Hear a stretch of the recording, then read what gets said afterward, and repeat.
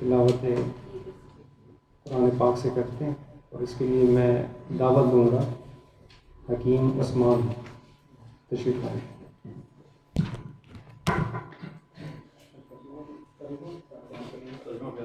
ٹھیک ہے۔ اعوذ باللہ من الشیطان الرجیم، بسم اللہ الرحمن الرحیم۔ وَإِنَّ لَكُمْ فِي الْأَنْعَامِ لَعِبْرَةً نُسْقِيكُم مِّمَّا فِي بُطُونِهِ من بين فرث ودم لبنا خالصا سائغا للشاربين، ومن ثمرات النخيل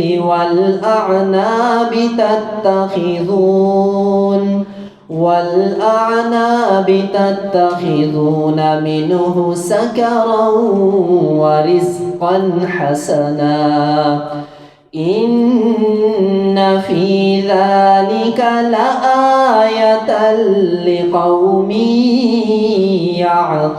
يعقلون۔ وأوحى ربك إلى النحل أن اتخذي من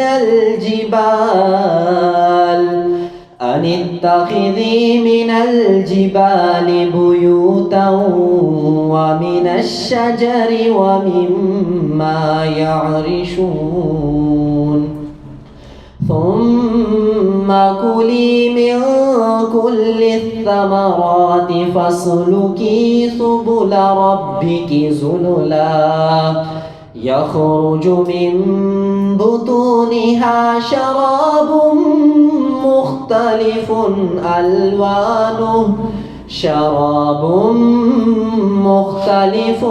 ألوانه فيه شفاء للناس وهدى ورحمة للمؤمنين۔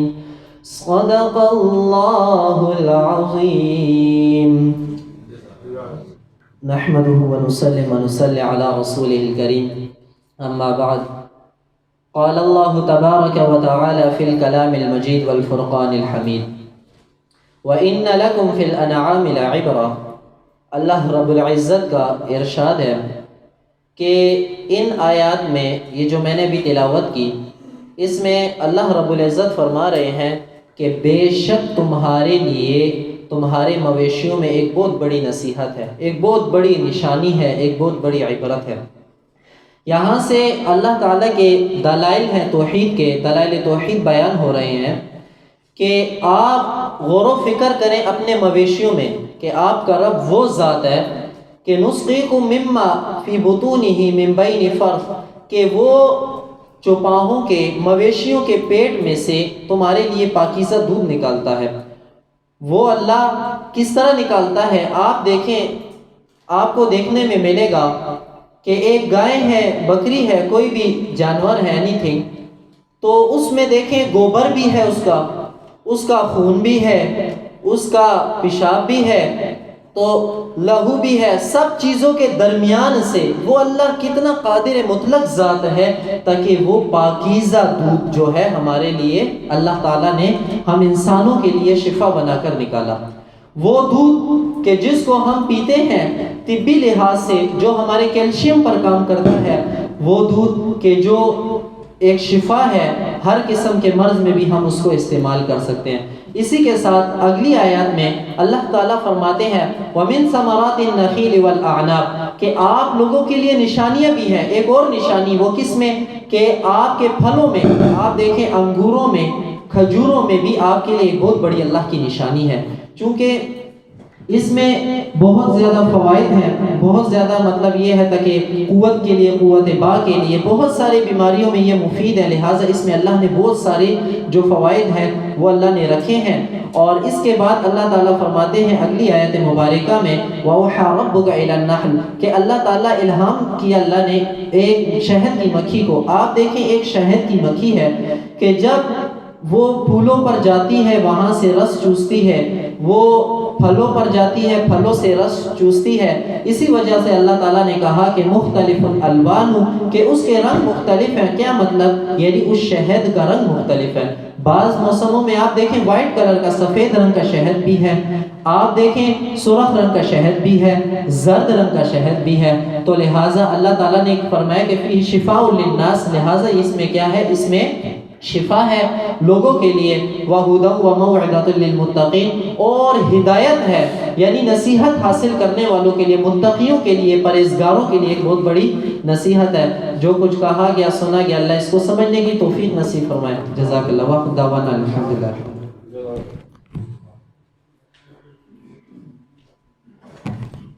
جزاک اللہ۔ تمام حاضرین کو جدید طبی اکیڈمی میں خوش آمدید۔ اور بڑا اچھا پروگرام ہمارا کچھ دنوں پہلے بھی ہوا تھا، ایک ٹور ہوا تھا بڑا کامیاب حافظ اللہ بٹ صاحب کی رہنمائی میں، اور بہت ساری چیزیں ہم لوگوں نے فریش حالت میں جو دیکھیں۔ آج کی تقریب جو ہے بنیادی طور پہ دو حصوں پر مشتمل ہے۔ ایک جو ہے حافظ اللہ بٹ صاحب کا لیکچر ہے ایکسٹریکٹ کے حوالے سے، بس ہم جلدی ابھی اس کو ان کو زحمت دیں گے، اور دوسرا جو ہے جو خشک فارم میں جڑی بوٹیاں اس کی شناخت کے حوالے سے ڈسپلے ہم نے دیا، اس کو ہم دیکھیں گے، اور اس کو جو ہے نا آپ اسی تصاویر کھینچ سکتے ہیں۔ اس کی وجہ یہ کہ وہ چیز بھی موجود ہے، اور اس کے بوٹینیکل نیم، انگلش نیم، اور طب میں جو نام استعمال ہوتے ہیں، اس کی فیملی جو ہے وہ اس کو ٹیگ لگے ہوئے ہیں، ٹھیک ہے۔ اور خوش آمدید کہتا ہوں آپ لوگوں کو۔ شکیل شاہ صاحب جو ہے اسپیشلی ان کی مصروفیات کا احساس تھا مجھے، لیکن پھر بھی دعوت ان کو دی اور انہوں نے قبول کی، اور اتنا ٹائم نکال کے بہت شکریہ۔ اس کے علاوہ تمام جو اسٹوڈنٹس ہیں اور جو فارغ ہو چکے ہیں اطباء حضرات، جس میں اجمل طبیہ کالج کے طلباء، رالپنڈی طبیہ کالج کے طلباء، اسلام آباد طبیہ کالج کے طلباء، اور حمایت اسلام طبیہ کالج کے جو طالب علم ہیں وہ بھی آئے ہیں، انہوں نے اتنا لمبا سفر طے کیا ہے۔ اور اس کے علاوہ کرشی یونیورسٹی سے بیچلر آف ہسٹری میڈیسن جو ہے ان کے جو اسٹوڈنٹ ہیں 4th ایئر کے، وہ بھی یہاں پہ تشریف لائیں۔ تمام جو حضرات ہیں ان کو میں خوش آمدید کہتا ہوں، اور ابھی میں حافظ اللہ بٹ صاحب کو جو ہے وہ اسٹیج دوں گا کہ وہ اپنے لیکچر کی جو ہے نا وہ ابتدا کریں۔ حافظ اللہ بٹ صاحب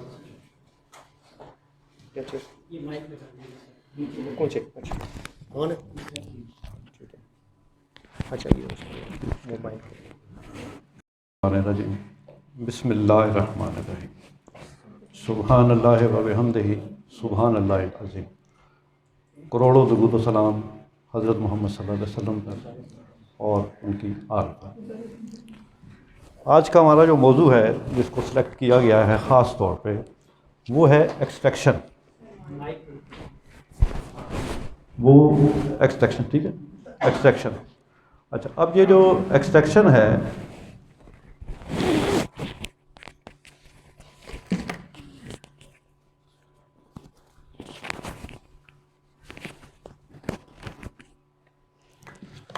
ایکسٹریکشن جو ہے یہ کوئی نئی چیز نہیں ہے کہ ایسی کوئی علم ہے کہ جو شاید آج آپ اس کو سیکھنا چاہ رہے ہیں۔ اللہ تعالیٰ نے کائنات کے جو تمام اسرار و رموز، اور بالخصوص یہ جو کرۂ ارض ہے، اگر ہم اس میں دیکھیں تو ایکسٹریکشن کا جو پروسیس ہے وہ روز اول سے جاری ہے، اور یہ قیامت تک جاری رہے گا۔ ایکسٹریکٹ عام طور پہ ہماری جو طبی اصطلاح ہے اس میں ہم لوگ جو کسی چیز کا رب نکالا جاتا ہے، یا کس کو ہم خلاصہ کہتے ہیں، خساندہ کہتے ہیں، جوہر کہتے ہیں، یہ تمام ایکسٹریکٹس ہوتے ہیں۔ ایکسٹریکٹ کا اصل مطلب ہے کسی ایک چیز میں سے کسی دوسری چیز کو نکال لینا، یعنی کہ ایون کہ جب ڈاکٹر دانت نکالتا ہے، ڈینٹسٹ جو ہے، تو اس کو بھی ایکسٹریکشن ہی کہا جاتا ہے کہ اس کو باہر نکال دیا جاتا ہے۔ اب جو ایکسٹریکشن ہے یہ دو طرح پہ ہمیں اس کو دیکھنا پڑے گا۔ ہمارا آج کا جو پروگرام ہے اس میں تین چیزیں، جو آپ نے جو ایڈ دیکھا تھا اس میں تین چیزوں کو بیان کیا گیا تھا کہ ایک ایکسٹریکٹ کیا ہوتے ہیں، یہ کیسے بنتے ہیں، اور ان کا جو مقدار خوراک کا جو توازن ہے اس کو کیسے بحال کیا جاتا ہے. ظاہر ہے کہ آپ ایک بہت بڑی چیز میں سے ایک ایکسٹریکٹ نکالتے ہیں تو ضرور ظاہر ہے کہ پھر اس کی مقدار خوراک بھی جو ہے وہ اس کے مطابق جو ہے طے کی جاتی ہے. یہ بہت آسان سی چیز ہے جو آخری حصہ ہے. جس چیز پہ پہلے میں بات کرنا چاہوں گا وہ یہ ہے کہ ایکسٹریکٹس کیا ہیں، اور جس چیز کا میں سمجھتا ہوں کہ ہماری سوسائٹی میں خاص طور پہ جو کمی ہے وہ ہے ہمارے سائنٹیفک ایٹیچیوڈ کی. یعنی کہ ہم کچھ چیزوں کو سائنٹیفک لیولز پہ لا کے نہیں دیکھتے، بلکہ وہ ایٹ رینڈم ان انٹینشنلی یا غیر ارادی طور پہ ہوتی تو وہ سائنس ہی ہے، لیکن اس کو سمجھنے میں ہم کئی دفعہ سائنس کے ان اصولوں کو بالائے طاق رکھ دیتے ہیں کہ جس کے تحت اس کو سمجھنا جو ہے وہ بہت آسان ہوتا ہے. اب اگر سب سے پہلے آپ دیکھیں کہ کائنات میں یہ جو کرۂ ارض ہے اس پہ انسان ہیں، حیوانات ہیں، نباتات ہیں، جمادات ہیں، جن کو کہ ہم عام طور پہ موالید ثلاثہ یعنی کہ جو پلانٹس ہیں، حجریات ہیں، منرلز وغیرہ، اور انسان، ان میں تقسیم کر دیتے ہیں ہم ان کو. اب اگر سب سے پہلے ہم انسان کی مثال لیں تو میں یہاں ایک چیز گزارش کروں کہ آپ اس میں دیکھیں گے کہ جو سب سے امپورٹنٹ چیز ہے وہ یہ ہے کہ انسان بذات خود ایک ایکسٹریکشن کا شاہکار ہے. یعنی کہ کچھ چیزیں جو پریپیئر کی جاتی ہیں، جس طرح ایک عمارت بنائی جاتی ہے تو آپ اس میں باہر سے اینٹیں لگاتے ہیں، اس میں پلستر کرتے ہیں، اس پہ ٹائلز لگاتے ہیں، پینٹ کرتے ہیں. لیکن آپ یہ دیکھیں کہ انسان کو باہر سے کوئی چیز نہیں لگائی جاتی، یا جو جانوروں میں ہے کوئی چیز نہیں لگائی جاتی، بلکہ وہ اندر سے ہی ایک ایکسٹریکشن کی صورت میں وہ ڈیولپ کرتے ہیں. اب اس میں جو نقطہ ہے وہ سب سے اہم یہ ہے کہ ایک جو انسان جو شکم مادر میں پرورش پا رہا ہوتا ہے، یعنی کہ استقرار حمل کے بعد جہاں وہ یوٹرس میں وہ چپکتا ہے جا کے، اور وہاں سے ایک جس کو ہم بعد میں نال، یعنی کہ ہم ماں سے جب جدا کیا جاتا ہے تو وہ پہلی جدائی جو ہے ہماری وہ نال کاٹ کے کی جاتی ہے. یہ وہ میتھڈ ہے کہ جس کے تحت ایکسٹریکشن کر کے وہ جو باڈی، وہ جو ایک زائگوٹ بنتا ہے، وہ جو چھوٹا سا ایک نقطہ بنتا ہے، وہ پرورش پاتا ہوا 9 ماہ کے سفر میں کہاں سے کہاں تک پہنچتا ہے. اس میں کوئی چیز باہر سے نہیں جا رہی ہے. ایک نال ہے جس میں 2 شریانیں اور ایک ورید ہوتی ہے، اور اس کے تھرو یہ سارا اس کا جو سانس کا، تنفس کا، خوراک کا انٹیک اور اس کا جسم سے خارج ہونا ان 2 پہ ہوتا ہے.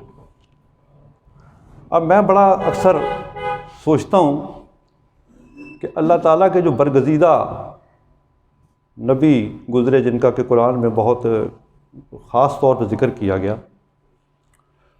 اس میں حضرت ابراہیم علیہ السلام کا جو ذکر ہے تو ان کی جو خدا سے جو تعلق کا آغاز ہے وہ فلکیات سے ہے. یعنی کہ سورج، چاند، ستارے، ان کا چڑھنا، ان کا ڈوبنا، تو یہ بھی سائنس کی ایک شاخ ہے جو فلکیات، اسٹرونومی وغیرہ جس کو آپ کہتے ہیں. حضرت موسیٰ علیہ السلام کا جو خدا سے مکالمہ ہوا تو وہ ایک آگ کے دیکھنے پہ جا کے ایک چھڑی جو ان کے ہاتھ میں تھی تو یہ پوچھا یہ تمہارے ہاتھ میں کیا ہے، تو انہوں نے اس کا آغاز اس سے کیا. حضرت عیسیٰ علیہ السلام جو خود ایک بہت بڑا معجزہ خدا کا ہے، ان کا تکلم جو تھا وہ اور طرز پہ تھا. لیکن رسول اللہ صلی اللہ علیہ وسلم سے، جن کو کہ رحمت للعالمین بنا کے بھیجا، خدا نے ان سے جو پہلا کلام کیا وہ سورہ علق کی آیات جو ابتدا میں ہیں، تو اس میں وہ دوسری آیت میں اللہ پاک فرماتے ہیں کہ خلق الانسان من علق، کہ میں نے انسان کو ایک علق عام زبان میں جونگ کو کہتے ہیں، لیکن اگر آپ اس کی ڈیپتھ میں جائیں گے تو آپ کو پتہ چلے گا کہ ایکسٹریکشن جو میتھڈ ہوتے ہیں، ایکسٹریکٹیو ٹولز جو ہوتے ہیں، ان کو الگ کہا جاتا ہے. ابھی آج بھی آپ جو ایک چھوٹی سی میں آپ کو ویڈیو دکھاؤں گا اس چیز پہ، وہ آپ دیکھیں گے کہ وہ اسی قسم کے آلات ہیں. تو اللہ تعالیٰ نے اپنے رسول صلی اللہ علیہ وسلم سے، جن کو کہ انہوں نے آخری نبی بنا کے دنیا میں بھیجا اور تمام انسانوں کے لیے رحمت رہتی دنیا تک، اور بلکہ بعد میں بھی شفاعت کا معاملہ ہے، یہ سارا کچھ کیا. ان کے ساتھ جس لینگویج میں بات کی، اگر آپ غور کریں گے تو وہ اللہ تعالیٰ نے نبی صلی اللہ علیہ وسلم کے ساتھ ایمبریولوجی کی لینگویج میں بات سٹارٹ کی. یعنی کہ آپ دیکھیں کہ یہ سبجیکٹ بیولوجی کا ہے. ہم جو سائنس کو اتنا برا مانتے ہیں تو کوئی بھی دنیا کی سائنس جب تک دین کے ساتھ نہیں چلے گی وہ لولی لنگڑی ہوگی. تو خدا نے اپنے محبوب نبی سے جو آغاز کیا وہ ایمبریولوجی میں کیا، سائنس کی زبان میں کیا کہ میں نے الگ سے پیدا کیا. تو آج آپ دیکھیں کہ وہ جو پلیسنٹا میں جو وہ نال ہوتی ہے جس سے بچہ پرورش پاتا ہے، وہ یہی الگ ہے جو بڑھ کے اتنی، آپ نے جونک میں بھی دیکھا ہوگا کہ جونک کو جب آپ کسی جسم پہ لگاتے ہیں تو اس کا سائز اتنا بڑا نہیں ہوتا، لیکن جب وہ فاسد خون کو جذب کرتی ہے، اس کو وہاں سے ایکسٹریکٹ کرتی ہے ایکچولی، تو اس کی لینتھ بڑھتی چلی جاتی ہے، اور پھر ایک خاص موقع پہ آپ اس کو جسم سے الگ کر کے اور اس کو صاف کر دیتے ہیں. اب دوسری جگہ سورہ 3 میں اللہ تعالیٰ فرماتے ہیں کہ لَقَدْ خَلَقْنَا الْإِنسَانَ فِي أَحْسَنِ تَقْوِيمٍ. اب اس تقویم پہ بہت بحثیں ہیں، بہت علماء نے، کسی نے کہا جی کہ بہترین صورت پہ پیدا کیا، کسی نے کہا جی کہ سیدھی کمر کے ساتھ پیدا کیا، کسی نے کہا جی کہ اور یعنی کہ اشرف المخلوقات پیدا کیا. لیکن اگر آپ، میرا جو نقطہ نظر ہے اس میں ان سب کی رائے کا احترام رکھتے ہوئے، میرا ذاتی نقطہ نظر ہے کہ اللہ تعالیٰ نے انسان کو حساب کتاب کے ساتھ پیدا کیا. تقویم کا جو لغوی مطلب ہے وہ ہے کیلنڈر، جس سے آپ ماہ و سال جو ہے اس کو ترتیب دیتے ہیں. اور اس کے علاوہ جو افلاک کی بروج میں جو ہمارے جو سائنس ہوتے ہیں، زوڈک جو سائنس ہوتے ہیں، جو لوگ نجوم سے تھوڑا بہت شغف رکھتے ہیں ان کو جانتے ہیں کہ اس میں یہ جو ہمارے جو ستارے ہیں، سٹارز ہیں جو نظام شمسی کے، ان کا مخصوص ٹائم پہ کسی مخصوص بروج میں رہنا. تو یہ علم البروج اور علم فلکیات کا جو حصہ ہے، اس میں ایک حساب کتاب ہے. تو ایک حساب کتاب تو اللہ تعالیٰ نے انسان کے بیچ میں یہ رکھ دیا کہ اس کے جو اعضاء ہیں ان کی تعداد، یہ تمام جانداروں میں ایسے ہی ہے، سوائے جو نباتات ہیں کہ جن میں کئی اعضاء پیدا ہوتے ہیں، آپ کاٹتے ہیں وہ اور بڑھتے چلے جاتے ہیں. تو یہ جو احسن التقویم ہے، یہ وہ ایک خاص میتھمیٹیکل کیلکولیشن ہے جس کے تحت اللہ تعالیٰ نے انسان کو پیدا کیا. اور دوسرا جو میں سمجھتا ہوں کہ جو میری ذاتی رائے اس میں وہ یہ ہے کہ جتنے جاندار ہیں انسان کے علاوہ، ان میں جو نال ہوتی ہے وہ بذات خود سیپریٹ ہو جاتی ہے سوائے بندر کے. بندر جو ہے وہ اپنے بچے کو اپنے ساتھ رکھتی ہے ماں، اور پھر وہ نال سوکھ کے خود الگ ہوتی ہے تو وہ چلتا ہے. باقی تمام جانوروں میں، وائلڈ میں آپ دیکھیں، وہ ولڈرنس میں ہوتے ہیں، جنگلات میں جو ہوتے ہیں، وہ ان کے بچے ہوتے ہیں، نال ان کی بھی ہوتی ہے لیکن وہ خود بخود. کچھ جانوروں میں یہ ہے کہ وہ کاٹ دیتے ہیں دانتوں کے ساتھ. بہت سارے جانور ایسے ہیں جس میں یہ بھیڑیں وغیرہ بھی شامل ہیں. لیکن اب چونکہ ان کو آپ فارمنگ کرتے ہیں، لگتے ہیں، تو جو اچھے فارمرز ہیں وہ خود سے یہ پروسیس کرتے ہیں تاکہ وہ بچہ جو ہے اس کی لائف جو ایکسپیکٹنسی ہے وہ بڑھ جائے، وہ بیمار نہ ہو. تو اللہ تعالیٰ نے انسان کو ایک خاص ترتیب میں پیدا کیا. اب ایک تو انسان ماں کے پیٹ میں پرورش پا کے بڑا ہو رہا ہے، ایکسٹریکشن ہو رہی ہے، کس میں سے؟ اس خون میں سے اور اس آکسیجن میں سے جو نال کے ذریعے اس کو سپلائی ہو رہا ہے، اور اس میں سے وہ بچہ جو ڈیولپ کر رہا ہے اپنے آپ کو، اور 4 ماہ تک ہم کہتے ہیں کہ جی ابھی اس میں جان نہیں پڑی، حالانکہ وہ جاندار ہوتا ہے. ہم کہتے ہیں اس میں جان نہیں ہے. وہ بے حس و حرکت ضرور ہوتا ہے، بے جان نہیں ہوتا. جو بے جان ہوگا وہ بڑھے گا کیسے، وہ ایکسٹریکشن کیسے کرے گا؟ تو وہ باقاعدہ سے اس ایکسٹریکشن کے ذریعے بڑا ہو رہا ہوتا ہے. اب ایک ایکسٹریکشن وہ اپنی ماں کے بطن میں کر رہا ہے اپنے جسم کو بڑھانے کے لیے، اور اس کے بالکل ساتھ وہ ایک بہت ہی اعلیٰ اور نفیس قسم کی ایکسٹریکشن کرتا ہے کہ جس کے نتیجے میں وہ جوہر اپنی ایکسٹریکشن کرتے ہوئے جب وہ کمپلیٹ ہوتا ہے، یہ آپ جب ایکسٹریکشن کا پروسیس میں دیکھیں گے آپ کو یہ بات ذہن میں رکھیے گا، میرے یہ جملہ پھر آپ کو سمجھ آئے گی یہ بات، کہ وہ ایکسٹریکشن کرتے ہوئے ایک الگ سے ایک جوہر ایکسٹریکٹ کر رہا ہوتا ہے جو 4 ماہ کے بعد اس میں حرکت پیدا کر دیتا ہے. اور یہ وہ ٹائم ہوتا ہے جب اس کا قلب جو ہے وہ چلتا ہے، جس کو ہم عام زبان میں خدا کی طرف سے روح پھونکنا کہتے ہیں. تو یہ روح پھونکنے کا پروسیس بھی اس جوہر کی وجہ سے ہوتا ہے کہ جو 4 ماہ میں وہ بچہ یعنی کہ وہ 4 مہینے کا ماں کے پیٹ میں جو اس کا پیریڈ ہے. اب آپ دیکھیں کہ اس کی ایکسٹریکشن یونٹس کتنے زبردست ہیں کہ جہاں وہ اپنے ہاتھ پاؤں بنا رہا ہوتا ہے، اس کے ساتھ ساتھ اپنی روح کو پیدا کرنے کا اہتمام بھی ساتھ ساتھ کر رہا ہوتا ہے، اور جس کے نتیجے میں یہ 4 ماہ کی عمر میں یا 4.25 ماہ کی عمر میں بچہ جو ہے وہ حرکت شروع ہو جاتی ہے، اور آپ کہتے ہیں کہ جی بس اب ٹھیک ہو گیا. اب اس 9 ماہ میں آپ کیا، ایک خاتون کیا کرتی ہے، یا اس کے جو پیرنٹس ہیں وہ کیا کر رہے ہوتے ہیں؟ وہ اسی احسن التقویم کے تحت ہر ہفتے جا کے، ہر مہینے جا کے اس کی گروتھ چارٹ، اس کی ڈیولپمنٹ، یہ ساری چیزیں جو کہ خدا نے مقرر کی ہوئی ہیں، لیکن انسانوں نے اپنے علوم کے ساتھ اس چیز کو ڈیٹیکٹ کر کے، اس کو پہچان کے، اس سسٹم کو ہم آگے لے کے چلیں. اب آپ دیکھیں کہ انسان میں یہ ایکسٹریکشن کا پروسیس شروع سے جاری ہے. اس کے بعد اگر آپ حیوانات میں آئیں گے تو آپ دیکھیں کہ ابھی عثمان صاحب نے جو آیات پڑھی سورہ نحل کی آیت نمبر 66 سے اگلی 2 آیات تک، دنیا میں ایکسٹریکشن کی ایک خوبصورت مثال جس کا کوئی ثانی نہیں ہے، وہ گوبر اور خون کے مرکب میں سے ایک پاکیزہ دودھ جس کو نعمت قرار دیا گیا ہے، اس کو ایک ایکسٹریکٹ کہا گیا. اللہ نے اسے کہا ہے کہ یہ پینے والے کے گلے میں سے اترنے میں آسان ہے. یعنی کہ جو ایکسٹریکٹس ہوتے ہیں وہ نارملی آسان ہو جاتے ہیں. اگر ہم دوا سازی میں بھی دیکھیں گے، جب ہم ابھی اس سے آگے چلیں گے تو یہ آپ کو میں بتاؤں گا. یہ جو ایکسٹریکشن کا پروسیس ہے یہ کائنات میں، اور خصوصاً ہماری جو فطرت ہے، ہماری جو نیچر ہے، جو ہمارا جو کرۂ ارض ہے، اس پہ مستقل جاری ہے. اب جانوروں میں اگر آپ دیکھیں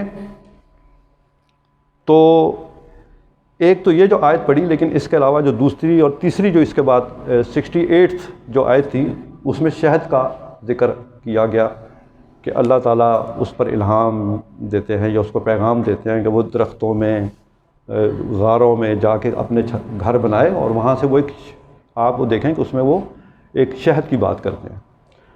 اب اگر آپ شہد کو دیکھیں گے تو شہد کے بیچ میں ایک رائل جیلی موجود ہوتی ہے جو کہ مارکیٹ میں سیپریٹلی بیچی جاتی ہے، اور اس کے بارے میں یہ کہا جاتا ہے کہ یہ جو مادہ مکھی ہے، جو ماں ہے، یہ خود پیتی ہے. تو آپ یہ دیکھیں کہ نیکٹر جو ہے، جو پھول میں سے جو رس ہے، اس کو چوسنے کے بعد وہ شہد کی مکھی کس طریقے سے ایکسٹریکشن کر کے شہد بناتی ہے. یہ نیکٹر نہیں ہوتا. یعنی کہ اگر آپ کسی کو مکھی کو گڑ دے دیں تو وہ شہد بنانے پہ قادر نہیں ہے. وہ گڑ تو کھلا دیں گے لوگ، فارمر تو کھلا دے گا، لیکن وہ شہد، نیکٹر کے اندر جو کیمیکل اجزاء ہوتے ہیں، وہ جس وقت شہد کی مکھی کے ایکسٹریکشن یونٹ سے گزرتے ہیں تو شہد بنتا ہے. اور اسی شہد کو بنانے کے ساتھ ساتھ وہ رائل جیلی بناتی ہے کہ جو کہ شہد کا جوہر ہے.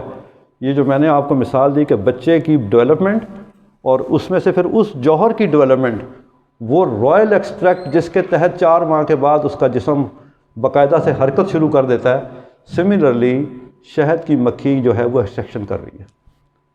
اس کے علاوہ بہت ساری چیزیں آپ دیکھتے ہیں، مثلاً کستوری ہے جو ہرن کی، وہ ایک نافہ ہے، جو وہ ایک اس کے پیٹ کے ساتھ ایک چھوٹی سی تھیلی کی صورت میں ایک بلٹ ان سٹوریج جو کیمپ ہے اس کا وہ رکھا ہوا ہے ایک چھوٹا سا، کہ اس خون میں سے آپ یہ دیکھیں کہ ہرن کتنا بڑا ہوتا ہے. تقریباً جو وائلڈ جو یہ جو ہرن ہوتے ہیں، اگر آپ کو اتفاق ہو دیکھنے کا، اس کا 1.5 من 2 من کے قریب وزن ہوتا ہے، جو میل، یہ میل جو ہرن ہوتا ہے.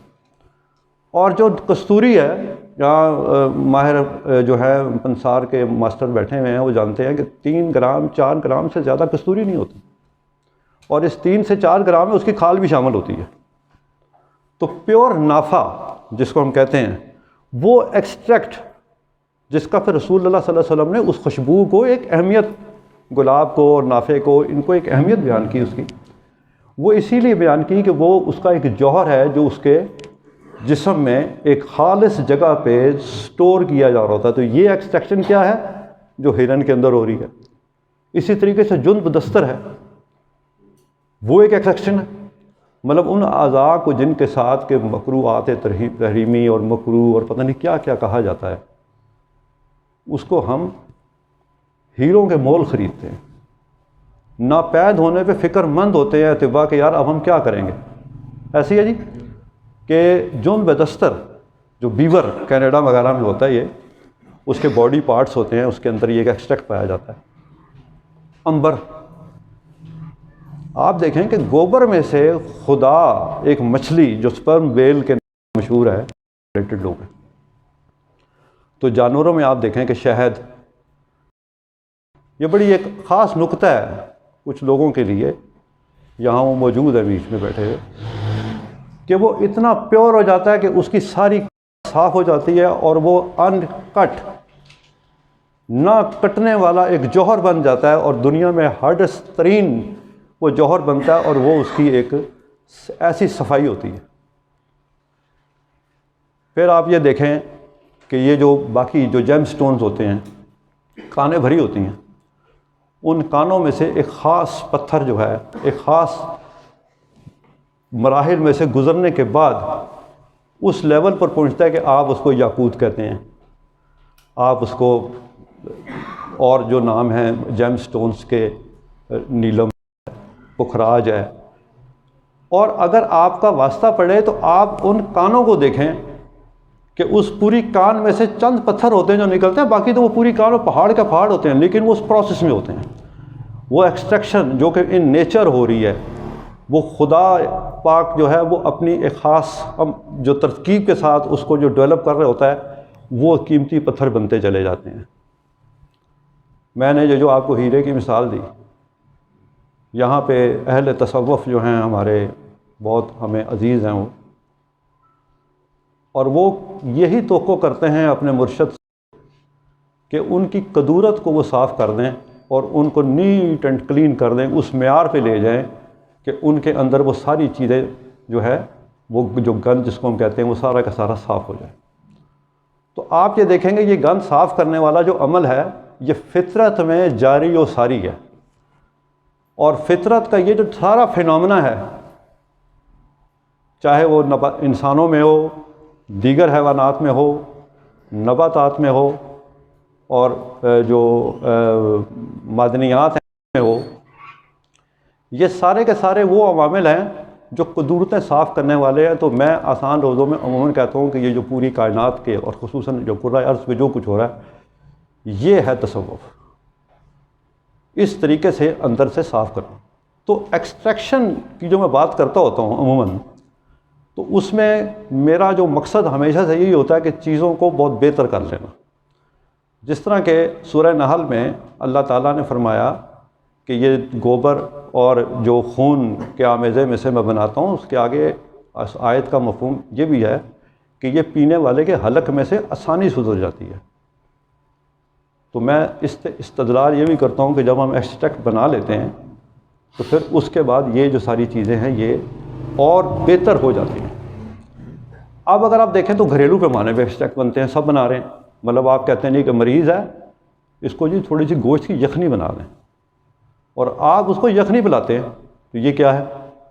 جس کو کہ عربی میں ماء اللحم کہا جاتا ہے، یعنی کہ گوشت کا لحم مطلب گوشت اور پانی ماء جو ہے۔ تو یہ آپ گھروں میں کرتے ہیں کام، آج کل چکن کارن سوپ بن رہا ہے، کئی چیزیں بنتی ہیں، شوربے بنتے ہیں، تو یہ سارے بیسیکلی آپ ایکسٹریکشنز کر رہے ہوتے ہیں اپنے گھروں میں۔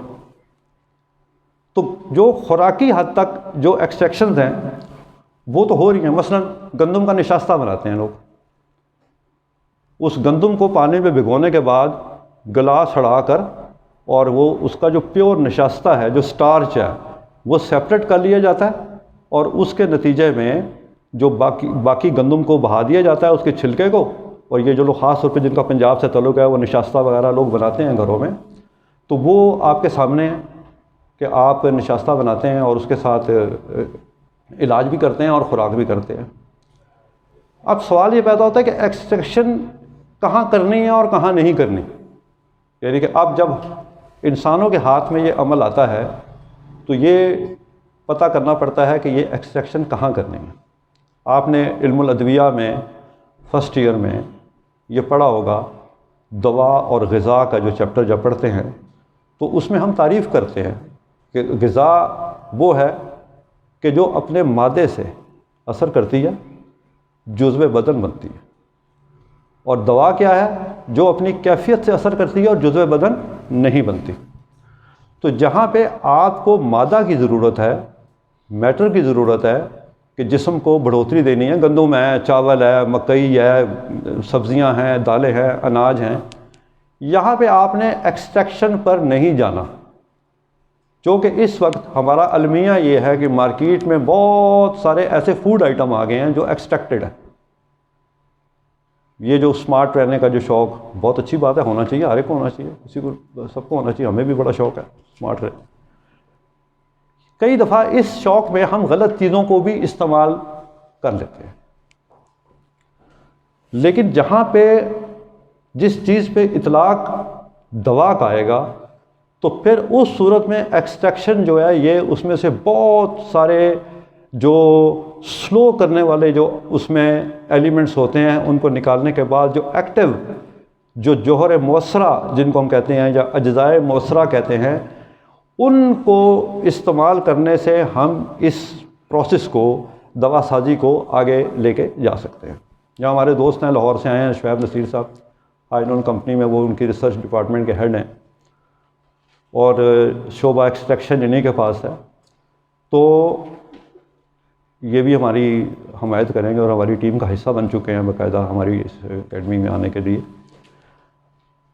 جانتے ہیں سب کہ جب ہم دوا میں سے جو ہیوی میٹر ہوتا ہے جو کہ اس کے پروسیس کو سلو کرتا ہے، اور سلو کرنے میں سب سے امپورٹنٹ پروسیس کاربن کا ہے، یہ جو فائبرز بیسیکلی جو فائبر ہوتے ہیں، تو کسی بھی جب ہم ایکسٹریکشن کی طرف جاتے ہیں، خاص طور پہ جو دوائیوں کے حوالے سے کہوں گا، تو آپ نے دیکھا ہوگا کہ عام طور پہ اب اطباء یہ کام عرصے دراز سے کرتے آ رہے ہیں، لیکن اس کی جو انتہائی نفیس قسم ہے وہ اس وقت پوری دنیا میں رائج ہے، جس میں کہ عام طور پہ ہمارے اطباء جو ہیں اس پروسیس کو کرتے ہیں، لیکن ابھی وہ اس سے تھوڑا اس لیول پہ نہیں آتے۔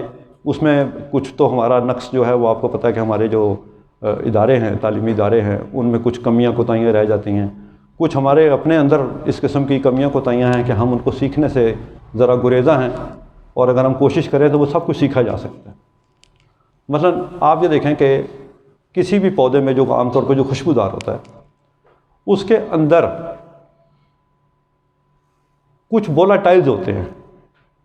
اچھا، ان وولاتائلز کو حاصل کرنے کے لیے اطباء جو ہیں زمانہ قدیم میں بھی آج بھی عرق کشید کرتے ہیں، لہذا اس عرق میں جو وولاتائل ہوتا ہے، جو بہت ہی معمولی سی حرارت پر مشتعل ہو کے اس سے الگ ہو جاتا ہے، اس کا جز الگ ہو جاتا ہے، جو فراری تیل ہوتے ہیں جن کو اسینشل آئلز کہتے ہیں، جو جس طرح کہ آپ پودینے کو سونگیں، جائفل کو سونگیں، جلوتری کو سونگیں، یہ جتنے جو مسالہ جات ہیں، گرم مسالہ جات ہیں، ان کو اگر آپ سونگتے ہیں تو آپ کو پتہ چلتا ہے کہ ان کے اندر تو خوشبو ہے، جیسے ہی آپ سونگتے ہیں آپ وہ خوشبو محسوس ہوتی ہے۔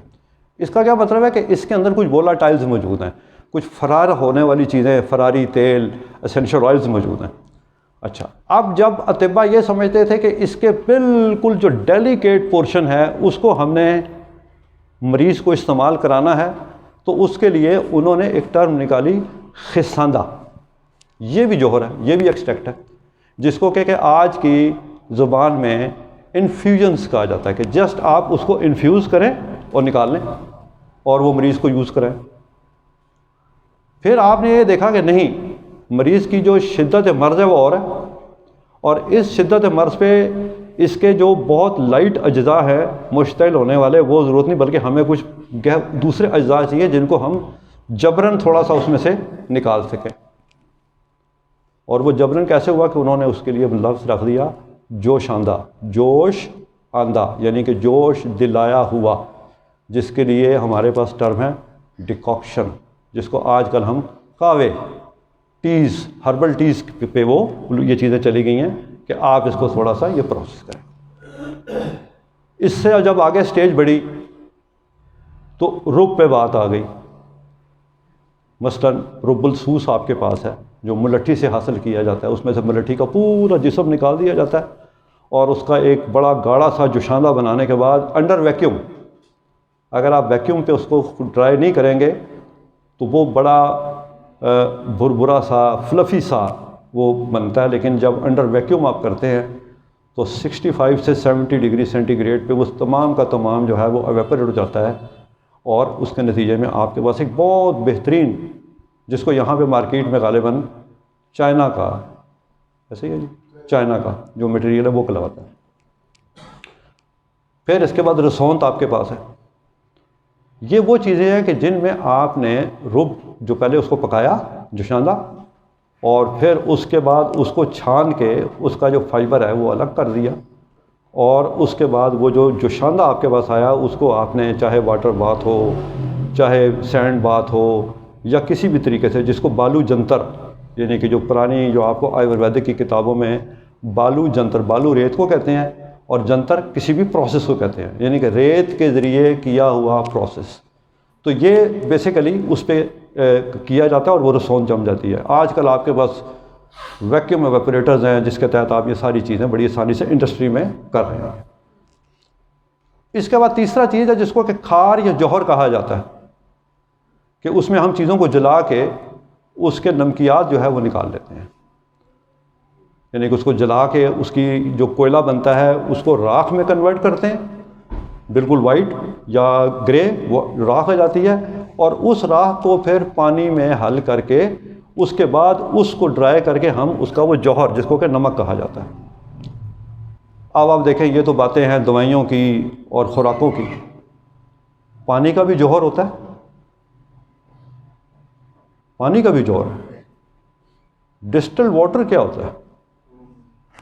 یعنی کہ پانی کو دیگ میں ڈال کے اس کو آگ دے کے بھاپ کی صورت میں کنورٹ کریں تو خالص پانی، جس کو آپ ڈسٹلڈ واٹر کہتے ہیں، اور پوری دنیا کی دوا سازی کی جو انڈسٹری ہے، ایک انجیکشن میں پاؤڈر کو انجیکشن بنانے میں کنورٹ کرنے کے لیے وہ جوہر استعمال ہوتا ہے۔ وہ کبھی نہیں کہتے کہ ٹیپ واٹر لے لیں اور ڈال دیں، وہ ٹیپ واٹر کی بات نہیں کرتے، وہ ٹیپ واٹر کی بات نہیں کرتے۔ تو پانی کا بھی جوہر آپ دیکھیں، اور بارش کا پانی تقریباً قریب ترین اس جوہر کے ہوتا ہے۔ کیوں؟ اگر آپ بارش کے پروسیس کو دیکھیں کہ بارش کیسے ہوتی ہے، تو یہ بارش کا پروسیس ہی آج کی ایکسٹریکشن کا جو مکینیکل سسٹم بنا لیا گیا ہے، جو سائنٹیفک آپریٹرز ڈیزائن کر لیے گئے ہیں، وہ یہ بارش کے پانی کے اگر آپ تھوڑے سے پروسیس کو دیکھیں، جو خدا نے ڈسٹلیشن کا پروسیس رکھا ہوا ہے اس کو آپ دیکھیں۔ مثلاً دھوپیں پڑتی ہیں، دریاؤں سے پانی بخارات بن کے اڑتا ہے۔ اب جب بھی وہ بخارات بن کے اڑے گا اس میں کوئی کثافت زمینی جو ہے وہ ساتھ نہیں جائے گی۔ جیسے انسان کو اگلے جہان میں جانے کے لیے روح کو ٹریول کرنا ہے تو جسمانی کثافتوں کو چھوڑ کے جائے گا، وہ کثافتیں اس کو چھوڑنی پڑیں گی۔ مقام اعلیٰ کی طرف جب وہ سفر کرے گا تو ہمیشہ ثقافتیں چھوڑ کے جائے گا، کثافتیں۔ تو اب وہ پانی ایویپوریٹ کیا، وہ بادلوں کی صورت میں اوپر اکٹھا ہو گیا۔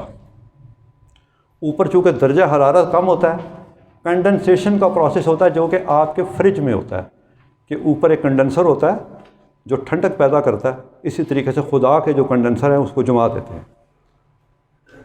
اب یہ نیٹ اینڈ کلین پانی جو ہے وہ بادلوں کے بہت بڑے ریزروائر کی صورت میں اللہ تعالیٰ اوپر اکٹھا کر لیتے ہیں، اور پھر جب اس کو برسانا مقصود ہوتا ہے تو ایک تو یہ ہے کہ وہ وہیں برس جائے، اور ایک یہ ہے کہ جہاں لو پریشر پیدا کر کے بادلوں کو ادھر بھیج کے اللہ پاک برسا دے۔ تو یہ سارے کے سارے پروسیس ہیں۔ اب انہی چیزوں کو دیکھتے ہوئے ایکسٹریکشن کا جو پروسیس ہے اس کو ڈیولپ کیا گیا۔ اس وقت ہماری جو خاص طور پہ جو فارما انڈسٹری ہے ایون پاکستان میں، اور جو ہومیو انڈسٹری ہے، اس میں خاص طور پہ جو ایکسٹریکشن کا جو پروسیس ہے اس کو بہت خاص طریقے سے ترکیب میں لایا جا رہا ہے۔ اب جو ایکسٹریکشن کا پروسیس ہمارے پاس ہے اس میں ہم یہ دیکھتے ہیں کہ کچھ چیزیں ایسی ہیں کہ جو ایکسٹریکٹ کی جاتی ہیں، اور کچھ چیزیں وہ ہیں جن کے ذریعے اس کو ایکسٹریکٹ کیا جاتا ہے، یعنی کہ ہم ان کو ایکسٹریکٹ کرتے ہیں اس کو سارے کو۔ تو اب جو میری جو پریزنٹیشن ہے وہ آپ کو اس سے تو آگاہ کر دے گی وہ کیسے ہوتا ہے، لیکن جو آخری پارٹ ہے وہ میں آپ کو یہاں پہ بورڈ پہ بتاؤں گا کہ جو بہت آسان ہے کہ اس کی جو ڈوز کیلکولیشن ہے اس کو کیسے کیا جاتا ہے، کیونکہ کہ جو ہمارا جو تعلیمی نظام ہے، جو بچے جو یونیورسٹی میں پڑھ رہے ہیں، یہاں ہمارے پاس کرشی یونیورسٹی سے بچے آئے بھی ہیں، 4th ایئر کے اسٹوڈنٹس ہیں، تو وہ جب ہم دیکھتے ہیں تو بہت ساری جو کیلکولیشنز ہیں وہ عام لیول پہ اس طریقے پہ نہیں کی جا سکتی، تو اس کے لیے بڑا ایک سادہ سا ایک اصول ہے عام میتھمیٹکس کا، نسبت اور تناسب کا جو رول ہوتا ہے، اس کے ساتھ آپ آسانی سے اس ایکسٹریکٹ کو کیلکولیٹ کر سکتے ہیں کہ اگر آپ نے خام حالت میں آپ 5 گرام یا 10 گرام وہ چیز دے رہے ہیں تو اس کو پھر آپ نے کیسے ایکسٹریکٹ میں ظاہر ہے کہ وہ بالکل جوہر ہے، تو اس کو آپ نے کیسے دینا ہے۔ تو سب سے پہلے میں آپ کو یہ بتاتا ہوں،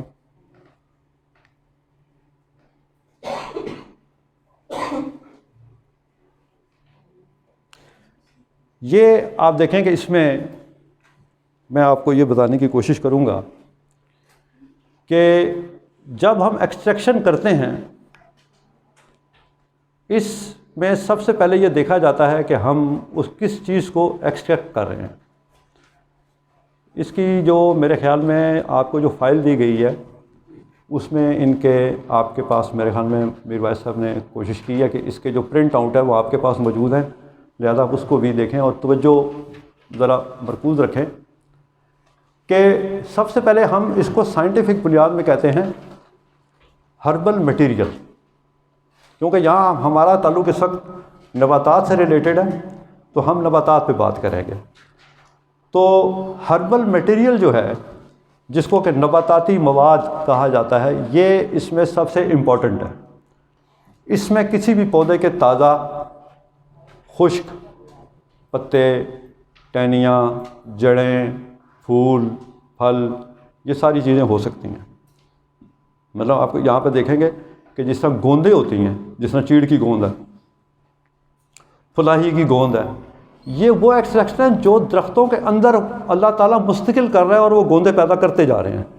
ہم جا کے ان گوندوں کو لے آتے ہیں، یہ ایکسٹریکٹس ہیں سادے سے، یعنی کہ ہم یہ عام مشاہدہ ہے، اس میں کوئی بہت بڑی کوئی راکٹ سائنس نہیں ہے کہ آپ دیکھتے ہیں کہ جو پھلوں کے ایون درخت ہوتے ہیں، آلو بخارا ہے، آڑو ہے، مختلف پھل ہیں، ان سب کے ساتھ ان کی گوندیں، خدا نے ان کے اندر یہ یونٹ قائم کر دیا اور وہ گوندیں نکل رہی ہیں، اور ان میں وہ اجزاء جو اس کے جوہر ہے وہ شامل ہوتا ہے۔ اور اس لیے آپ دیکھیں کہ عموماً جو ٹونکس بنائے جاتے ہیں عام طور پہ، چاہے وہ پنجیری کی صورت میں ہو، وہ حلوے کی صورت میں ہو، مکھڈی حلوہ ہو یا کچھ بھی ہو، ان میں انہی گوندوں کو بھون کر ڈالا جاتا ہے، اور یہ ایکسٹریکشن مستقل جو ہے وہ اس کرۂ ارض پہ ہو رہی ہے، یعنی کہ یہ دو چیزیں۔ تو اس میں آپ یہ جو نباتاتی مواد ہے، یہ اس کو آپ چھوٹے چھوٹے حصوں میں بھی تقسیم کر سکتے ہیں ایکسٹریکشن سے پہلے، اور باریک بھی پیس سکتے ہیں۔ ہاں، اس میں ایک چیز اور بتا دوں کہ یہ جو ہومیوپیتھک میں ایک پروسیس ہوتا ہے ٹرچوریشن، جس میں کہ کسی پاؤڈر کو، کسی دوائی کو کسی دوسرے بڑے شوگر آف ملک میں ملا کے اس حد تک پیسا جاتا ہے کہ وہ ایک جسم بن جاتا ہے۔ اس کے لیے اطباء نے جو ٹرم یوز کی تھی وہ تھی سحق بلیغ، سحق رگڑنے کو کہتے ہیں، سحق بلیغ یعنی کہ جھوٹ کی حد تک کسی چیز کو پیس دینا۔ اور اس کی نشانی یہ ہوتی ہے کہ جس وقت کسی بھی پاؤڈر کی ایسی رگڑائی ہو جائے تو وہ جو پیسٹل مورٹر جس کو آپ کھرل کہتے ہیں، اس کے اندر آپ ہلائیں گے تو وہ پانی کی طرح ہلے گا، یعنی کہ وہ اس حد تک رگڑائی ہو جائے گی کہ وہ ایسے لگے گا جس طرح پانی ہل رہا ہے، وہ اپنی جسامت کو چھوڑ دے گا۔ یہ وہ لیول ہوتا ہے جو آج کل خیر مشینیں ہیں، عمر فاروق صاحب بیٹھے ہیں، ان کے پاس ایسی دو مشینیں موجود ہیں کہ جو اس حد تک وہ لیول پہ پیس دیتی ہیں دوائیوں کو کہ جو آپ کو محسوس ہوگا ہلانے سے کہ یہ پانی ہے۔ آپ کو پتہ ہے کہ یہ دوائی ہے، لیکن اس کی جو ویزیبلٹی ہے وہ بالکل ایسے ہوگی کہ جیسے کہ یہ پانی ہے۔ تو یہ بھی ایک ایکسٹریکٹ کی قسم ہے، بہت مہین، جس طرح ایک عام ہوتا تھا کہ کچور کو کسی سل پہ پانی ڈال کے رگڑیں اور وہ جب بالکل ملائی کی فارم میں ہو تو یہ اس کا ایکسٹریکٹ ہے۔ ویسے ملائی جو ہوتی ہے یہ بھی دودھ کا ایکسٹریکٹ ہوتا ہے، اور اس میں سے پھر گھی اور مکھن، یہ سارے چیزیں آتی رہے گی آگے۔ تو اس میں ہم اس کو کروڈ ہرب بھی کہتے ہیں۔ کروڈ ہرب مطلب کہ عام سادہ، بالکل جو آپ نے باغ میں سے اکھیڑی ہے یا جنگل میں سے حاصل کی ہے، جس کو بالکل ابھی کوئی پروسیس نہیں ہوا یعنی کہ بیسیکلی ہربل مٹیریل صرف وہ ہوگا کہ جس کو آپ نے کلیکٹ کیا اور صاف کر لیا۔ اب جب آپ اس کو صاف کر لیتے ہیں تو اس سٹیج پہ اس کو پھر کہتے ہیں را مٹیریل۔ کسی بھی انڈسٹری میں کروڈ مٹیریل کو اندر داخل کرنے پہ جرمانہ اور فیکٹری سیل ہونے کا خدشہ ہوتا ہے، لہذا ہر فیکٹری کے باہر ایک ایسی جگہ بنائی جاتی ہے اور اس کے جو کمرے کے اندر جو پینٹ کی ایک خاص ترتیب ہوتی ہے کہ اس کو وہاں رکھا جاتا ہے تاکہ پتہ یہ چلے کہ یہ کروڈ مٹیریل ہے۔ اگر انسپیکٹرز آ جائیں کسی سرکاری ادارے کے تو وہ اس کو آپ کو بتاتے ہیں کہ یہ کس طریقے سے اس کو آپ نے یہاں باہر رکھنا ہے۔ جب وہ صاف صوف ہو کے اس میں سے غلاستیں اور تنکے اور مینگنے اور پتھر یہ سب مٹی کر دور کیا، تب وہ جاتا ہے را مٹیریل سٹور۔ ہر انڈسٹری کے اندر ایک را مٹیریل سٹور ہوتا ہے جہاں سے پہلا قدم فیکٹری اٹھاتی ہے، یعنی کہ آپ کو کسی کو کوئی بھی چیز چاہیے تو وہ را مٹیریل سٹور میں یہ ڈیمانڈ بھیجتا ہے کہ مجھے فلاں چیز چاہیے۔ تو یہ اس کو سائنس کی زبان میں بایو ماس کہتے ہیں اور عام میں اس کو کروڈ ہرب، را ہرب، عام بالکل جس طرح آپ سبزی کی دکان سے سمجھیں کہ آپ سبزی لے آئے ہیں، آپ نے سبزی لی، پالک لی، یہ کروڈ ہرب ہے، آپ نے صاف کیا، گھاس نکالی، ٹہنیاں کاٹی، جڑیں نکالی، دھویا، اب یہ را مٹیریل بن گیا۔ اب اس را مٹیریل کو آپ کچن میں لے جا کے صاف کرتے آپ پکاتے ہیں ایکچولی۔ تو سیم یہ پروسیس جو ہے آپ کا، سب سے پہلے جو ہے یہ ہربل مٹیریل ہے جس میں کہ ہم یہ ساری چیزیں چاہے وہ گوندیں ہوں، چاہے وہ نباتاتی اجزاء ہوں، یہ سارے ہوں، وہ اس میں شامل ہوتے ہیں۔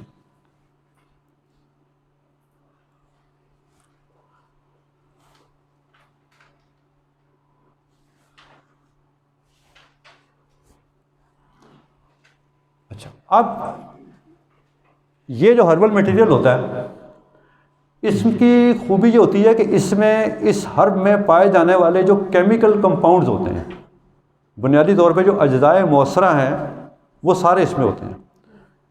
تو یہ اس میں بہت ایک اہم پوائنٹ ہوتا ہے کہ عام طور پہ جو لوگ خود جا کے کلیکشنز کرتے ہیں وہاں پہ جو دوائی کی جو سٹینڈرڈائزیشن ہے اس کے معیار کو بڑے لیول تک بنانا بہت مشکل ہو جاتا ہے۔ اس لیے کہ بالکل اس کی مثال میں یہ دوں گا کہ ایک انڈا ہوتا ہے اور انڈے میں سے ایک دن کا چوزا نکلتا ہے، کوئی اس ایک دن کے چوزے کو نہیں کھاتا جب تک کہ وہ کچھ ہفتوں کا یا کچھ مہینوں کا نہ ہو جائے۔ تو آپ کہتے ہیں کہ اب یہ پٹھا ہو گیا اور اب یہ بڑا ہو گیا، اب اس کے اندر وہ ساری جو چیزیں ہیں وہ پائی جاتی ہیں، تو اس وقت آپ اس کو یوز کرتے ہیں۔ تو یہاں پہ جو سب سے امپورٹنٹ ہے وہ یہ ہے کہ جب فارمنگ کی جاتی ہے، اور میں اکثر اپنے لیکچرز میں لوگوں سے کہتا ہوں کہ ایسے لوگ جن کا تعلق دیہاتوں سے ہے، چاہے وہ کشمیر سے ہوں، کے پی کے سے ہوں، کہیں سے ہوں، جن کے پاس زمین ہے، وہ اگر کسی کے لیے نہیں تو اپنے لیے اگر وہ اپنا مرتب کرتے ہیں تو اس کے لیے بھی وہ فارمنگ کریں، کیونکہ اس کا فائدہ آپ کو یہ ہوتا ہے کہ ایک وقت پہ لگی ہوئی کوئی بھی جو ہرب ہوتی ہے یا کوئی جڑی بوٹی ہوتی ہے، آپ کو پتہ ہوتا ہے کہ یہ 2 سال کی ہو گئی ہے یا 1 سال کی ہے، اور اب اس کے اندر میچورٹی لیول وہ آ چکا ہے کہ جس کی بنا پہ عید، بڑی عید آتی ہے، آپ کہتے ہیں جی دوندا بکرا ہونا چاہیے۔ سارا سال آپ جو ہے 8 ماہ کا 9 ماہ کا بکرا بھی کھا جاتے ہیں، اور عید کیوں کنڈیشن بن گئی کہ یہاں پہ بکرا دوندا۔ تو یہ ان دوندیاں جو کھیری بوٹیاں ہیں نا، یہ کھا کھا کے لوگوں کی دوائیاں صحیح نہیں بنتی، اور میں ہمیشہ سے کہتا ہوں کہ جو معیاری ادویات ہوں گی، نباتات ہوں گی تو مؤثر ادویات بنیں گی۔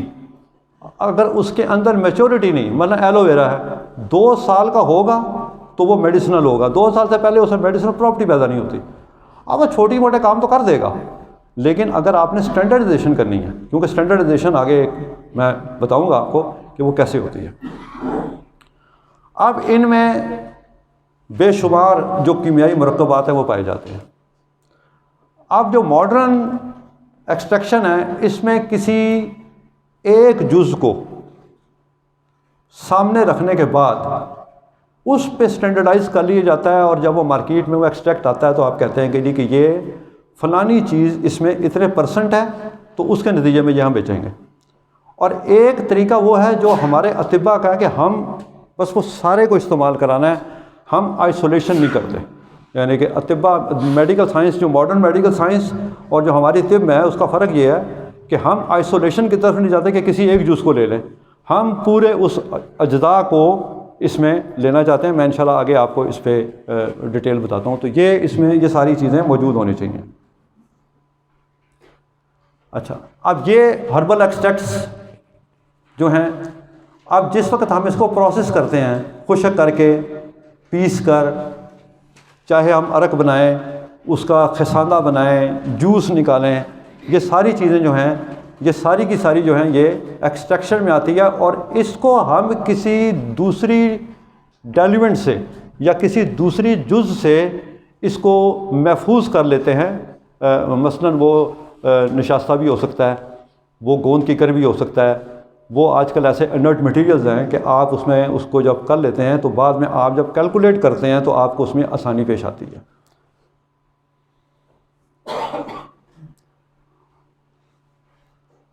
اچھا، اب یہ ایکسٹریکشن کی کیوں جاتی ہے؟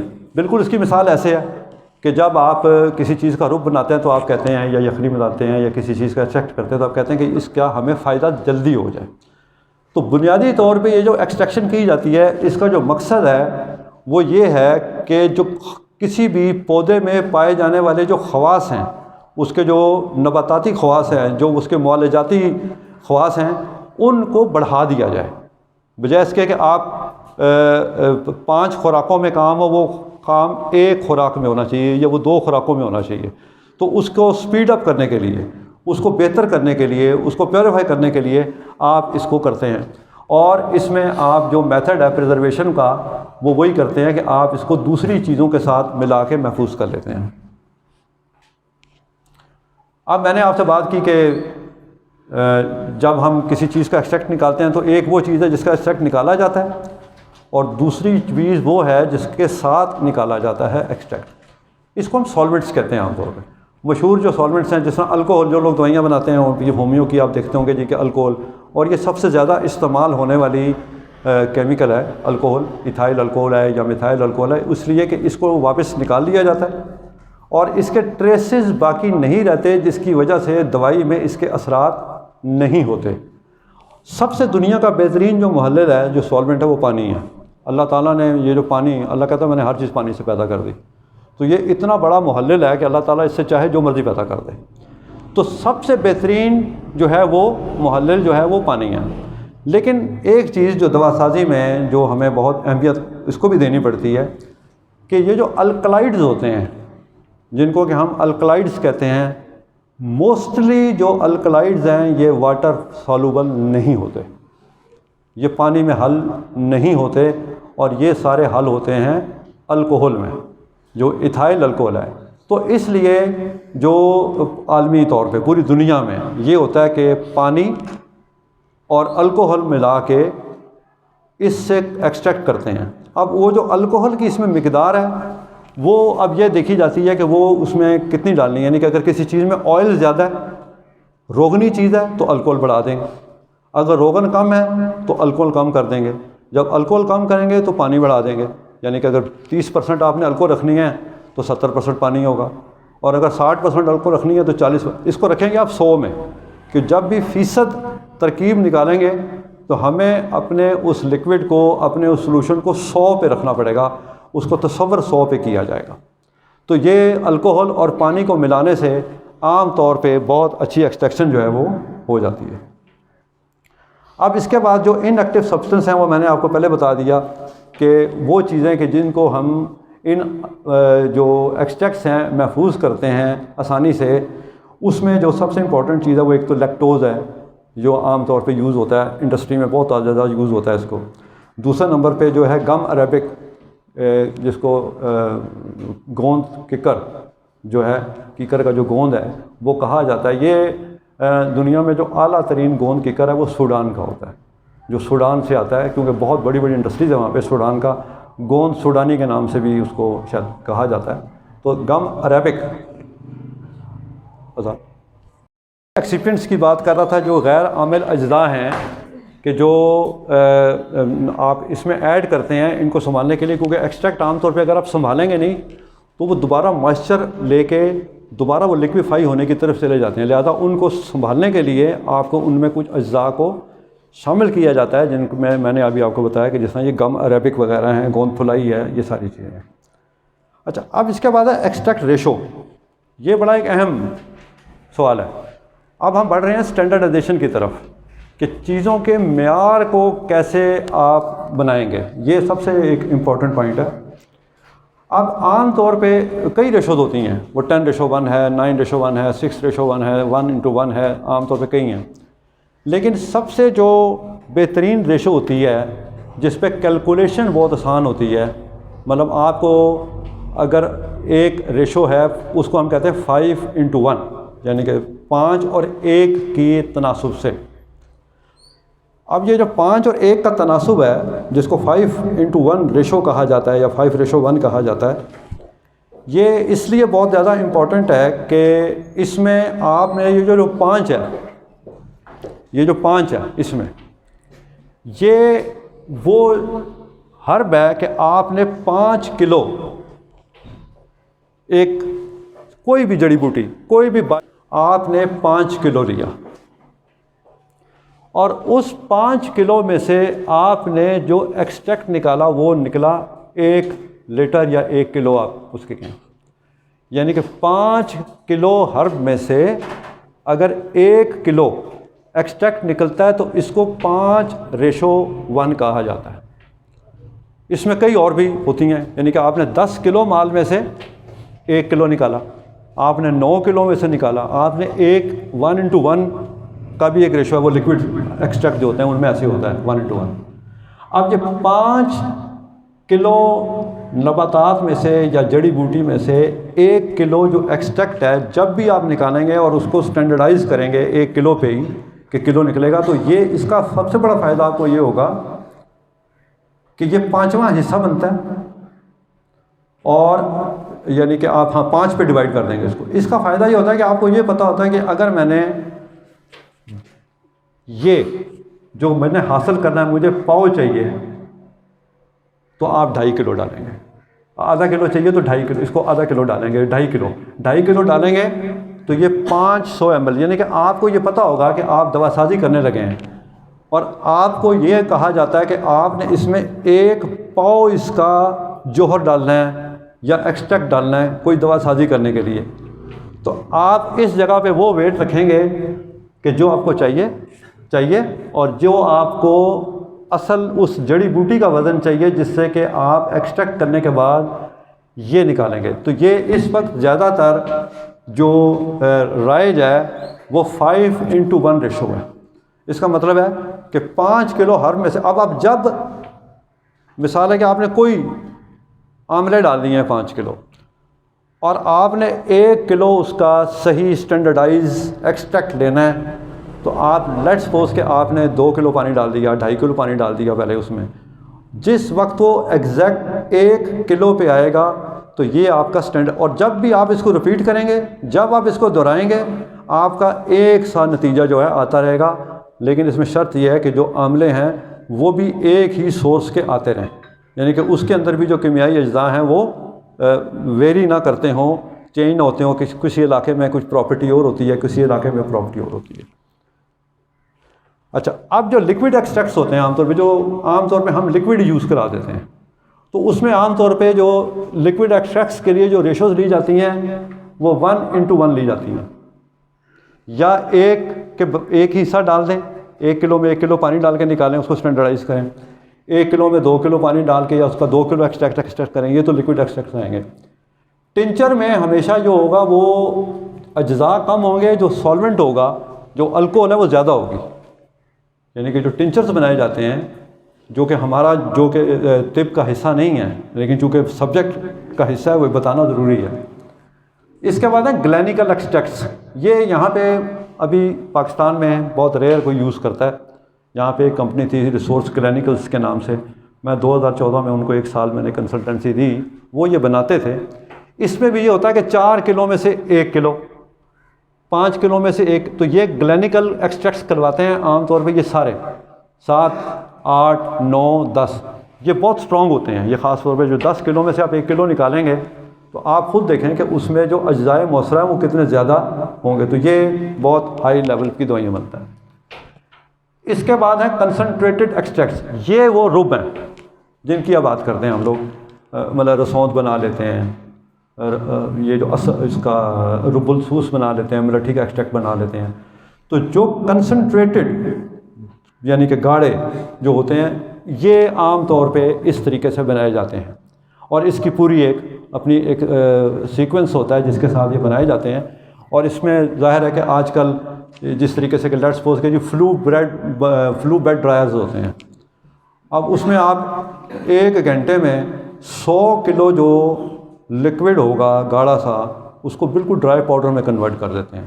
تو پاکستان میں بھی ہماری یہ روات میں اور یہ جو ماڈل ٹاؤن جو ہومک ہے یہاں پہ ادھر یہ ایسی ساری چیزیں جو ہیں وہ موجود ہیں, فلو بیڈ ڈرائرز. اچھا, اب یہ ڈرائی ہرب ایکولنٹ جو ہوتا ہے کہ آپ اسارہ و رب کے مساوی الوزن نباتی مواد, یہ بات میں آپ کو پہلے پیچھے بیان کر چکا ہوں. یہ اس کا فارمولہ ہے, یعنی کہ یہ میں نے آپ کو کہا نا کہ اگر آپ 5 کلو آپ اس میں ہرب یوز کرتے ہیں اور اس میں سے 1 کلو ایکسٹریکٹ نکالتے ہیں تو یہ جب بھی آپ نے کوئی فارمولیشن بنانی ہوگی آپ یہاں پہ 5:1 کے بجائے 10:1 کریں گے. آپ نے 9:1 سے بنانا ہے. تو اس میں آپ یہاں پہ اس فارمولے کے ساتھ یعنی کہ یہ جو ڈرائی ہربل جو ایکولنٹ ہوتا ہے وہ برابر ہوتا ہے ہربل ایکسٹریکٹ کے اور ایکسٹریکٹ ریشو کے, یعنی کہ ریشو آپ نے کیا یوز کی اور ہربل ایکسٹریکٹ آپ کو کتنا چاہیے, تو پھر آپ کو یہ پتہ چلے گا کہ یہ کیسے آپ اس کو حاصل کریں گے. تو یہ وہ موازنہ ہے. اچھا, اب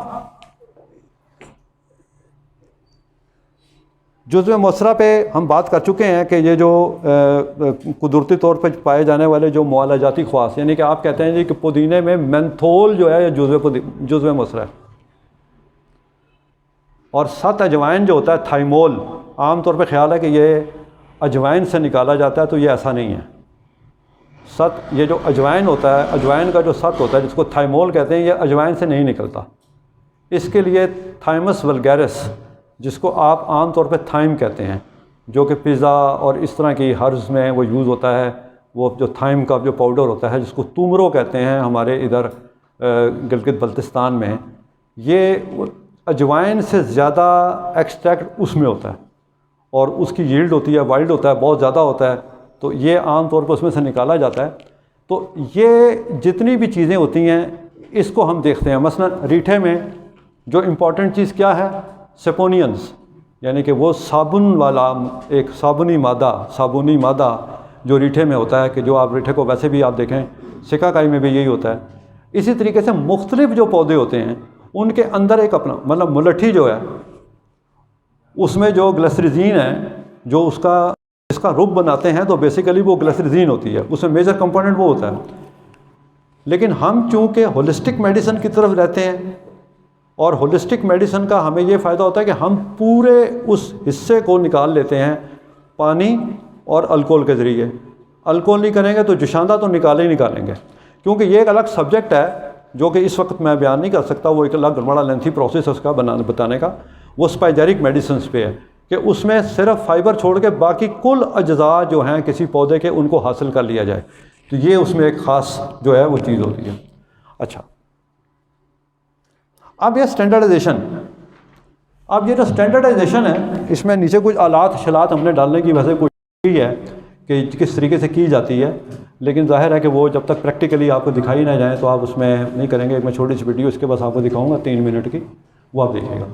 اچھا, اب یہ جو پروسیس ہے یہ ایکٹیو کمپاؤنڈ جو ہوتا ہے ہربل ایکسٹریکٹ میں, اس کو ہم اس کی جو کنسنٹریشن ہے, یعنی کہ جو میں نے آپ سے پہلے بات کی کہ آپ نے ایلو ویرا جب یوز کرنا ہے 2 سال کا کرنا ہے, 2 سال سے پہلے اس میں وہ میڈیسنل پراپرٹیز نہیں آئیں گی. تو جب آپ انڈسٹری میں آتے ہیں, جب آپ انڈسٹریل لیول پہ کام کرتے ہیں, تو آپ کی ایک وہاں پہ ایک لاگ بک ہوتی ہے کہ جس کے نتیجے میں آپ ہر اس سٹیپ کو فالو کرتے ہیں کہ جب بھی وہ دوائی بنائی جائے اس کا رزلٹ ہمیشہ ایک ہو. مطلب یہ نہ ہو کہ اس دفعہ اس کا جناب 2 رتی کام کر رہی ہے اور اگلے پتہ چلا جی کہ 6 رتی دینی پڑ گئی ہے اور کام نہیں ہو رہا. تو اس کے لیے جو پیچھے سب سے پہلے جو ٹیم ہوتی ہے وہ کوالٹی کنٹرول اور کوالٹی ایشورنس کی ہوتی ہے. کوالٹی کنٹرول اور کوالٹی ایشورنس والے یہ ثابت کرتے ہیں کہ جو وینڈر ان کو مال دے رہا ہے وہ ایک ہی سورس سے دے رہا ہے اور یہ وہی مال ہے، یہ اسی طرح کا مال ہے کہ جو اس سے پہلے ہم نے لیا. تو اسٹینڈرڈائزیشن یعنی کہ معیار بنانا، مطلب آپ اب یہاں کچھ لوگ بیٹھے ہیں جن کے فوڈ چینلز چلتے ہیں، بڑے ماشاءاللہ اچھے چینل ہم بھی دیکھتے ہیں بڑے شوق سے. تو وہ بتاتے ہیں جی کہ اچھا جی اب اتنا میدا ہو، اتنا پانی ہو، اس میں اتنا نمک ہو، اور وہ ہر دفعہ جب اس کو فالو کریں گے تو ہمیشہ سے وہ جو پروڈکٹ ڈیولپ کرتے ہیں ان کا وہی رزلٹ ہمیشہ آئے گا. اب ایک دفعہ نمک تیز کر دیا، دوسری دفعہ مرچ تیز کر دیا، جی بچے رہو رسل میں لون تیز کرتا ہے چلو، تو پھر وہ اسٹینڈرڈائزیشن جو ہے وہ نہیں ہو سکتی. تو اسٹینڈرڈائزیشن کے لیے یہ بہت امپورٹنٹ ہے کہ آپ جب بھی کوئی پروسیس کریں وہ لاگ بک کے تحت کریں.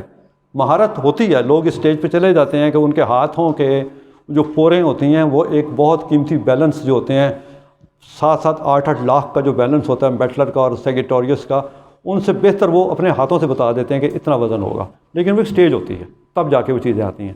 لیکن ہمیشہ یہ جو سائنٹیفک آلات ہیں، سائنٹیفک انسٹرومنٹس ہیں، ان سے مدد لینا اس لیے بڑا ضروری ہے کہ یہ آپ کو اسٹینڈرڈائزیشن جو ہے نا یہ چلتی رہتی ہے. اب یہ دیکھ لیں یہاں سے ہے بہت اہم، یہ میتھڈالوجی ہے ہربل ایکسٹریکٹس کی، یعنی کہ آپ نے ہربل مٹیریل لیا، پانی، الکوہل یا پانی اور الکوہل یا زائلین یا کلوروفارم، کاربن ڈائی آکسائڈ، کئی چیزیں ہیں، ان سے آپ نے ایکسٹریکشن کرنے کے بعد اس کو فلٹر کیا. اب اگر آپ نے اس فلٹر کو یوز کر لیا تو یہ آپ کی لکوڈ میڈیسن ہے، یہاں سے آپ کو آگے جانے کی قطعاً کوئی ضرورت نہیں ہے. جو ہم گھروں میں کرتے ہیں، جو شاندہ بناتے ہیں کہ جی ایک پاؤ آپ نے جڑی بوٹی لی ہے، اس میں آپ نے 1 کلو پانی ڈالا ہے، اب وہ پانی جب آدھا کلو رہ گیا آپ نے چھان لیا. یہ اسٹینڈرڈ آپ کا ہمیشہ رہے گا، آپ اس کو آدھا کلو ہی رکھیں گے، اس کو کبھی بھی 400 گرام پہ لے کے نہیں آئیں گے. اگر فرض کیا کہ 400 گرام پہ آ گیا تو آپ ایڈیشنل پانی ڈال کے اس کو پھر 500 ml کریں گے دوبارہ، تاکہ جو بیچ میں دوائی کی مقدار ہے وہ ڈسٹرب نہ ہونے پائے. اچھا، اب اگر آپ نے آگے چلنا ہے، اب آپ انڈسٹری میں آ رہے ہیں تو آپ اس کو پھر کنسنٹریٹ کریں گے، پھر اس کو ڈرائی کریں گے، ملنگ کریں گے. ملنگ سے مطلب ہے اس کو اس لیول تک پیس لینا کہ وہ بالکل میدا بن جائے. سیونگ، اس کے بعد چھاننا بہت ضروری ہے. پھر بلینڈنگ. بلینڈنگ سے کیا مراد ہے؟ بلینڈنگ سے مراد یہ ہے کہ آپ جو نسخے بناتے ہیں، سنگل ہرب ریمیڈی بھی ہوتی ہے اور ملٹیپل ہرب ریمیڈی، جس طرح عام طور پہ نسخہ بناتے ہیں 3 اجزاء 4 اجزاء 5 اجزاء کا. تو اس کا جو معیار ہے وہ نارملی تو یہ کہتا ہے کہ آپ ہر چیز کو الگ سے نکالیں، ڈرائی کریں اور پھر اس کا متعین اور مقرر کردہ وزن کو مکس کر کے آپ گولی کی شکل میں یا کیپسول کی شکل میں اس کو مارکیٹ کریں. اس میں 2 پہلو ہیں. اس میں زیادہ تر لوگ چونکہ ہمارے وہ ہیں جو مطلب کی حد تک کرتے ہیں، اور دوسرے وہ لوگ ہیں جو چاہ رہے ہوں گے کہ ہم انڈسٹری میں جائیں، ہماری اپنی کوئی انڈسٹری ہو، تو اس میں ان کو یہاں سے یہ چیزیں کرنی پڑتی ہیں. اچھا، اب جو امپورٹنٹ چیز ہے وہ ایک اور میں نے بات آپ سے کی تھی اس کی کہ جی کہ ہم نے اس کی ڈوز کیلکولیشن کیسے کرنی ہے. بہت سادہ طریقہ، عام سا طریقہ، کوئی مشکل نہیں ہے. وہ بورڈ مارکر ہے نا، پرماننٹ تو نہیں ہے. یہ ذرا توجہ طلب سی چیز ہے کیونکہ یہ جو لکھا جا رہا ہے بس یہی آپ کے لیے ہوگا. اچھا، اس میں ہم مثال کرتے ہیں پہلے یہ جی سنگل ہرب.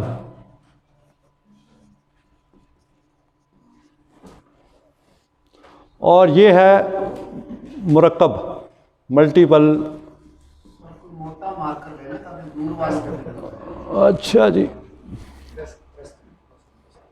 اتنی نو کیسے. اچھا، اب یہ جو سنگل ہرب ہے اس کا مطلب ہے کہ کوئی آپ نے کوئی ایک جڑی بوٹی لے لی، اور ملٹیپل ہرب ہے کہ آپ کے پاس 4 پودے ہیں.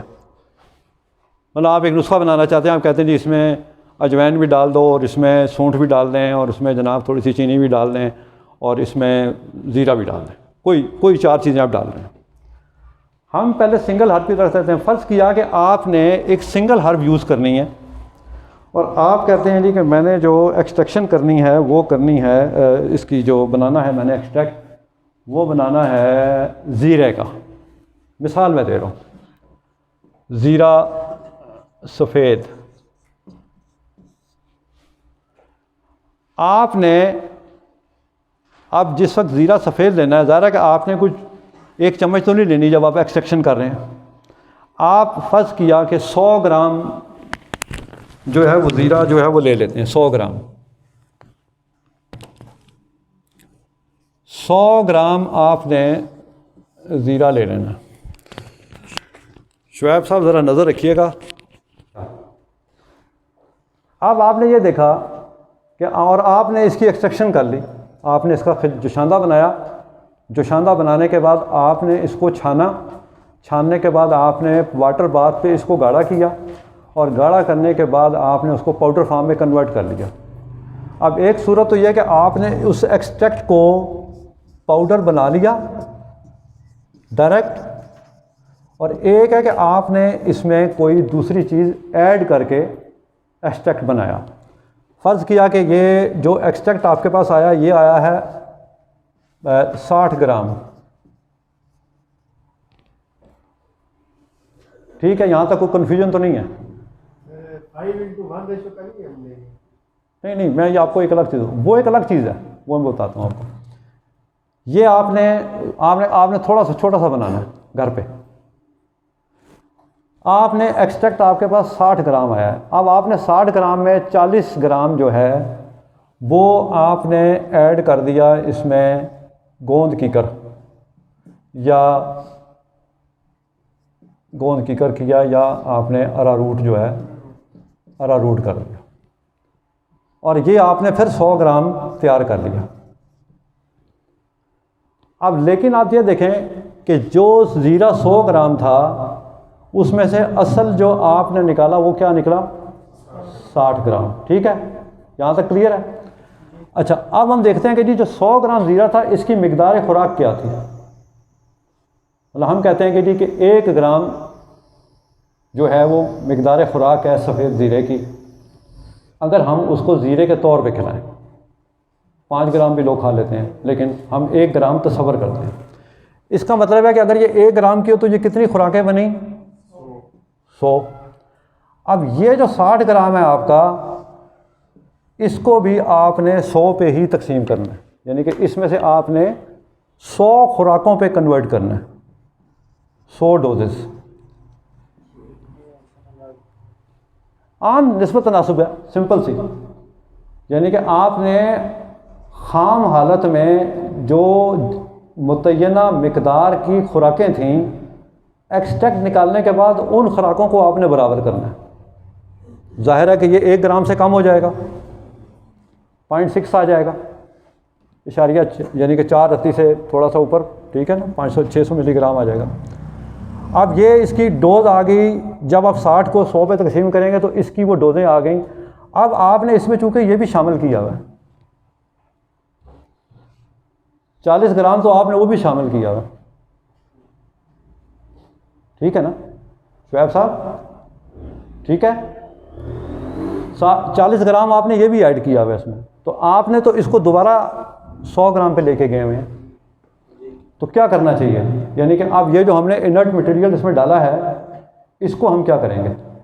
ظاہر ہے کہ اگر ہم اس کو 0.6 گرام وزن کریں گے تو وہ اس میں سے مائنس ہو جائے گا، یعنی کہ وہ اراروٹ کا وزن لے کے آپ کا وہ کم ہو جائے گا.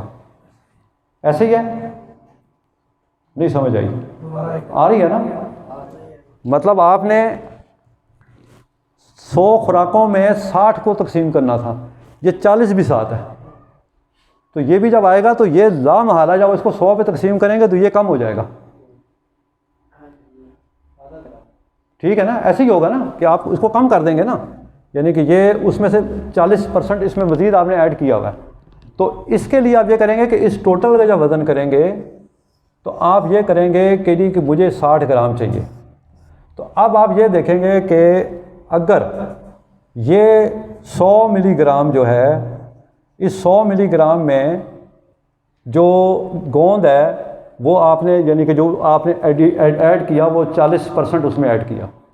تو اس 40% کو سامنے رکھتے ہوئے آپ اس کی کیلکولیشن دوبارہ کریں گے تو آپ کی یہ ایگزیکٹ ڈوز جو ہے یہ وہ نکل کے سامنے آئے گی، جس کے تحت آپ کہیں گے جی کہ یہ اتنی مقدار میں دیں گے تو اس مقدار میں 60 ملی گرام جو ہے وہ ڈوز بھی موجود ہے، تاکہ پھر آپ اس کو یوز کریں۔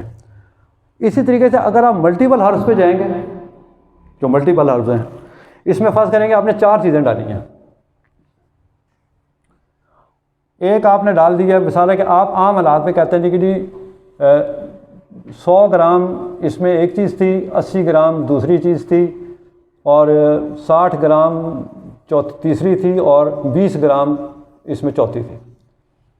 اب اس کا عام طور پہ تو طریقہ یہ ہوتا ہے کہ آپ یہ دیکھتے ہیں کہ جو آپ اس کو کمبائنڈ فارم میں، یعنی کہ آپ نے ایک پاؤڈر، ایک ہاضم صفوف رکھا ہوا ہے، اور اس ہاضم صفوف کو آپ جب اکٹھا دیتے ہیں تو آپ اس پہ یہ کیلکولیٹ کرتے ہیں کہ جی یہ میں دیتا ہوں جی 2 گرام مقدار خوراک دیتا ہوں اور اسے ٹھیک ہو جاتا ہے۔ اس کا مطلب ہے کہ 2 گرام میں ایک یہ ہے، ایک یہ ہے، ایک یہ ہے، اور یہ، ان چاروں کو ملا کے آپ 2 گرام دیتے ہیں۔ اب اصولاً جو سائنس کا رول ہے وہ تو یہ کہتا ہے کہ آپ ہر چیز کو الگ ایکسٹریکٹ کریں، رب بنائیں، پاؤڈر میں کنورٹ کریں، اور پھر اس کی دوائی دیں۔ لیکن اگر آپ اس کو اکٹھا کرتے ہیں چاروں چیزوں کو، مطلب آپ نے ساری چیزیں اکٹھی کرنی ہیں، تو اس کا طریقہ یہ ہوگا کہ آپ سیم اسی طرز پہ دیکھیں گے کہ آپ اس کو کمبائنڈ حالت میں کتنی مقدار خوراک جو ہے وہ اس میں آپ دیتے ہیں۔ آپ کہتے ہیں جی کہ میں اس کی 2 گرام دیتا ہوں، تو آپ نکالیں گے کہ یہ جو 100 گرام تھا اس میں سے اس کا مطلب ہے کہ 50 خوراکیں نکلیں،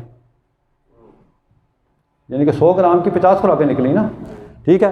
اب جب آپ نے اس کا ایکسٹریکٹ نکالا تو وہ ایکسٹریکٹ جو نکلے گا اس کو بھی آپ 50 پہ تقسیم کریں گے، بالکل اسی طرز پہ، اور اس میں سے یہ جو نسبت ہے آپ نے ڈالی ہے اس کو بھی ساتھ کیلکولیٹ کریں گے، تو آپ اس کی جو خوراکیں ہیں یہ بنائیں گے، جس کے نتیجے میں کیا ہوگا کہ وہ جو 2 گرام کی آپ نے دوائی دینی تھی وہ آپ 200 یا 250 ملی گرام میں وہ دے رہے ہیں۔ 2 گرام اور 250 ملی گرام میں یہ فرق ہے کہ 1 گرام میں 1000 ملی گرام ہوتے ہیں،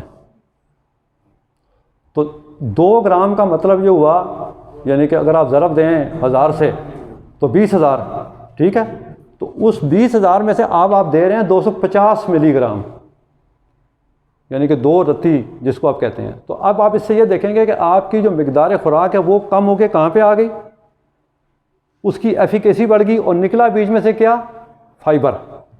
لیکن خالی فائبر نہیں نکلا، بلکہ فائبر کے علاوہ اور بھی جو معدنیات ہیں نا، آپ کو اس میں منرلز نہیں ملیں گی۔ منرلز کے لیے پھر وہ ایک الگ ایک ٹاپک ہے جس میں بتاؤں، لیکن اس وقت یہ ہوتا ہے کہ ہم عام طور پہ جو ایکسٹریکشن کرتے ہیں یا چھوٹے گھریلو پیمانے پہ کرتے ہیں یا مکتب کے لیول پہ کرتے ہیں اس ایکسٹریکشن کو، تو اس ایکسٹریکشن کو آسان ترین طریقہ پھر یہ اس کا ہوتا ہے کہ آپ جو رب اور اثارے والا جو ہے نا پروسیس کرتے ہیں۔ اب میں آپ کو بتاتا ہوں کہ جس ایکسٹریکشن کی بات ہم کر رہے ہیں وہ کیا ہے، اس سے آپ کو پھر اب بخوبی اندازہ ہو جائے گا۔ جی میں بتاتا ہوں کیونکہ ٹائم کی اب شارٹیج ہے، اور یہ مجھے انہوں نے آرڈر دیا کہ کام کو جلدی کریں، اس لیے وہ ویڈیو کہاں ہے جی، آن کریں۔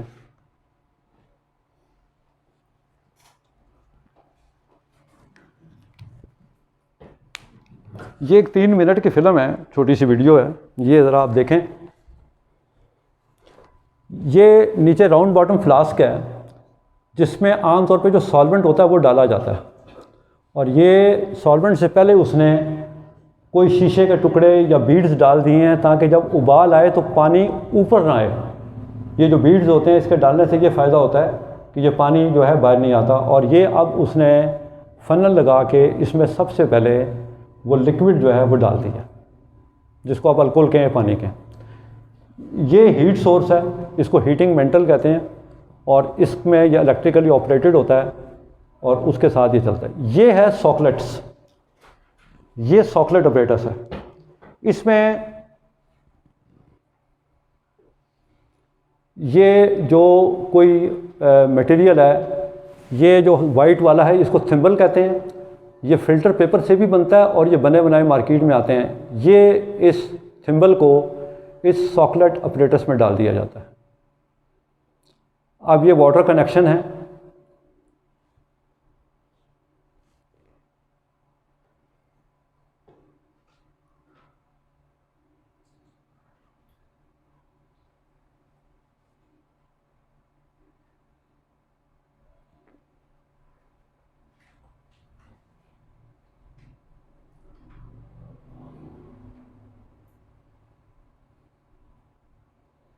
اس کو جب لگا لیں گے تو پھر اس کی لیکیج ٹیسٹ ضرور کرنا ہوتا ہے تاکہ وہ لیک نہ کرے.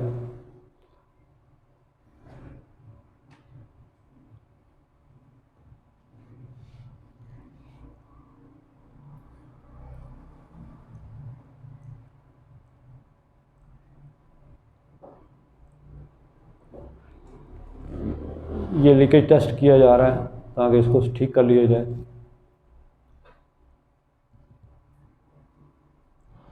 اور یہ کنڈنسر یعنی کہ جو بخارات کو جو روکتا ہے پانی میں کنورٹ کرتا ہے دوبارہ، جس طرح بھپکا جو بنایا جاتا ہے قرآن امبیک،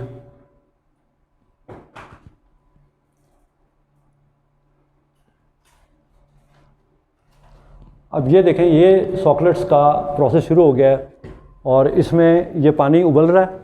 یہ یہاں سے بھاپ بن کے یہ جب بھاپ بنتی ہے یہ اس کی سائڈ پہ جو ایک نالی ہے، یہ ابھی اگر دکھائیں یہ والی، یہ اس نالی سے سٹیم اوپر جاتی ہے اوپر، اور اوپر چونکہ وہ ٹھنڈا پانی ہے وہ اس کو نیچے بھیج رہا ہے اس ٹھنڈے پانی کو. اور یہ وہ سائفن ہے یہ.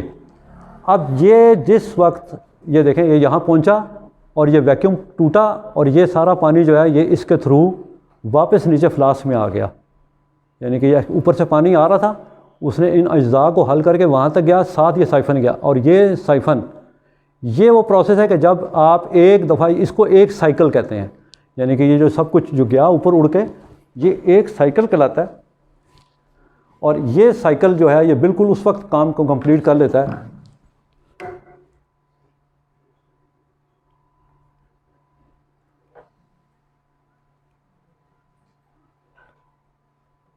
اس میں یہ ہوتا ہے کہ یہ جو ایک سائیکل ہے اس کی خوبی یہ ہوتی ہے کہ آپ نے عام طور پہ جو سسٹم ہے جو ہماری ہومیوپیتھک انڈسٹری میں وہ پرکولیشن سسٹم ہوتا ہے. اچھا پرکولیشن میں یہ ہوتا ہے کہ وہ فلاسک میں ڈال دیتے ہیں اور 15 دن اس کو وہ ہلاتے رہتے ہیں 15 دن. تو اس کا یہ ہوتا ہے کہ یہ جو ایک سائیکل ہوتا ہے یہ ایک دن کے برابر ہوتا ہے. یعنی کہ ایک دن میں جتنی ایکسٹریکشن ہوتی ہے تو یہ ہوتی ہے. تو عام طور پہ 6 گھنٹے 7 گھنٹے 8 گھنٹے میں یہ سائیکل اس کا مکمل ہو جاتا ہے. تو اس طریقے سے یہ ایکسٹریکشن ہوتی ہے. تو یہ اب ٹائم کی شارٹیج ہے، کچھ مجھے تھوڑا جلدی کرنا پڑا. ایک چیز میں آپ کو پریکٹیکلی بتاتا ہوں کہ جب آپ دیکھتے ہیں عام طور پہ ہربس کا معاملہ ہے، یہ آپ نے دیکھا ہے کہ یہ ایک بالکل بلینک ایک پتا جو ہمارے پاس ہوتا ہے یہ عام پیپل کا پتا ہے. یعنی کہ یہ اپنے اس کی جو اندر وہ نیٹ ورک جو اس کے اندر اس کو پانی، خوراک اور ہوا مہیا کرتا ہے. اور یہ گرین میٹر جو کلوروفل ہے اور کلوروفل کے علاوہ جو دوسری چیزیں ہیں جو اس میں پیدا کرتا ہے وہ ایک چھپا ہوا نظام ہے. جس طرح انسان میں اس کی روح جو ہے وہ تمام محرکات کا باعث ہوتی ہے اور جسم اس پہ پرورش پاتا ہے اس سارے سسٹم کے تحت. تو یہ آپ نے پتا دیکھا کہ یہ ایک پتا ہے جو عام درختوں کے پتے ہیں کوئی بھی آپ دیکھیں. اور جب آپ اس پہ یہ سارے پروسیس کرتے ہیں اس میں سے آپ تمام جو خوراکی اجزاء کو ایکسٹریکٹ کر لیتے ہیں. اس میں سے کلوروفل بھی نکال لیا، اس میں سے آپ نے باقی اجزاء بھی نکال لیے، اگر وہ ادویاتی اجزاء ہیں وہ بھی نکال دیے. تو اس کے اینڈ میں جب ساری جس کو بیرونی اجزاء جس کو عام ویسے کثافت جو ہوتی ہے وہ اجزاء کو کہتے ہیں، بہت سارے اجزاء کو کہتے ہیں. ہم کئی دفعہ کثافت کو نیگیٹو مائنڈڈ لیتے ہیں، بڑا وہ جی یہ تو کثافت بیسیکلی اس میں وہ جو چیزیں وہ ہوتی ہیں. ہاں جی، تو ویسٹ مٹیریل جس کو ہم عام طور پہ کہتے ہیں. اب جب آپ نے اس میں سے سب کچھ حاصل کر لیا تو پیچھے بچ جانے والا یہ یہی پتہ ہے. یہ آپ دیکھیں یہ ایکسٹریکشن کے بعد ہے، یہ ایکسٹریکشن سے پہلے اس کی کوئی ایکسٹریکشن نہیں ہوئی. اس میں تمام خوراکی ادویاتی تمام چیزیں موجود ہیں اس پتے میں. لیکن جب آپ نے اس میں سے ان تمام کو حاصل کر لیا تو پیچھے یہ بالکل ایک ایسی چیز بچ جاتی ہے. یہ وہ سیلولوز کا نیٹ ورک ہے جس کے تحت یہ تمام چیزیں پرووائڈ کرتا ہے. اس پورے یعنی کہ کتنے پتے ہوتے ہیں، ہر پتے کے پیچھے یہ چھپا یہ آپ کو کبھی نظر نہیں آتا. یعنی کہ عام طور پہ آپ کوئی پتا ہے اس کو کاٹیں دیکھیں آپ کو یہ نظر نہیں آئے گا. یہ اس وقت نظر آئے گا جب اس کے اندر پانے والی ساری جو اجزاء ہیں وہ آپ نکال لیں گے. یہ جب سارے اجزاء آپ نکال لیتے ہیں تو اس صورت میں آپ کو پھر یہ نظر آتا ہے. اب اس کو آپ موڑیں جو مرضی کریں اس نے ڈیمیج نہیں ہونا. یہ سیلولوز ہے، نہ یہ کسی تیزاب میں حل ہوگا نہ یہ وہ بقا ہے جو اس کی ہے، یعنی کہ اینڈ میں جو بچ جانے والی جو چیز ہے. تو اسی طریقے سے میں عام طور پہ تطبیق دیتا ہوں کہ جب جسم رہ جاتا ہے پیچھے تو وہ جو روح اوپر جاتی ہے پھر اسی کے ساتھ معاملہ ہے. تو یہ وہ روح والا جو معاملہ ہے یہ وہ چلتا ہے اس کے ساتھ. تو یہ آپ دیکھیں، اب آپ چاہیں یہ آپ نے حاصل کر لیا، پھر اس میں پھر جو رنگ بھرنا چاہیں. تو میرا یہ چونکہ پرسنل میرا پروجیکٹ ہے، اب یہ اس میں کئی رنگ آپ بھر سکتے ہیں. مطلب اب یہ دیکھیں یہی پتہ ہے، تو اس کو آپ نے یہ ایک کلر یہ دے سکتے ہیں. تو یہ مختلف کلر ہیں، یلو ہے، یہ پرپل ہے، تو یہ اس طریقے سے اس کو دیتے ہیں. تو یہ ایکسٹریکشن کی ایک بہترین مثال ہے کہ آپ نے ایک پتا لیا، اس میں سے سب کچھ ایکسٹریکٹ کر لیا، اور اینڈ میں یہ ایک باڈی جو ہے یہ پیچھے رہ جاتی ہے. تو یہ جناب لیکچر آج کا اپنے اختتام کو پہنچا. کچھ سوالات لازمی لوگوں کے ذہن میں ہوں گے تو وہ پوچھے جا سکتے ہیں کچھ دیر کے بعد، کیونکہ انتظامیہ جو ہے وہ جی سوالوں کی اجازت. ہاں جی.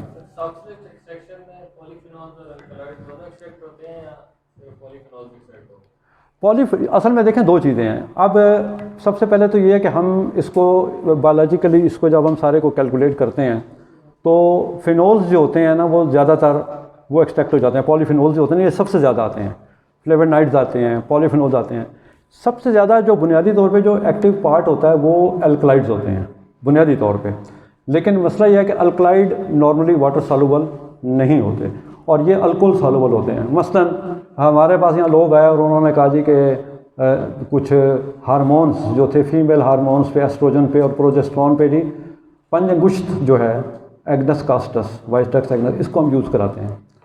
اب مسئلہ یہ ہے کہ اس کا جو الکلائڈ ہے وہ واٹر سالوبل نہیں ہے، اور لوگ وہ نتیجہ حاصل نہیں کر سکتے جو اس کا ٹنچر کرتا ہے. اور اس کا ٹنچر جو ہے وہ 1 ڈوز ہے، یعنی کہ آپ ارلی ان دا مارننگ 5 قطرے دے دیں تو بہت سارے مسئلے حل ہو جاتے ہیں. یعنی کہ اس حد تک کہ بے اولادی تک بھی وہ ٹھیک کرنے کی صلاحیت رکھتا ہے جو ہارمونس کے امبیلنس ہونے کی وجہ سے ہوتی ہے.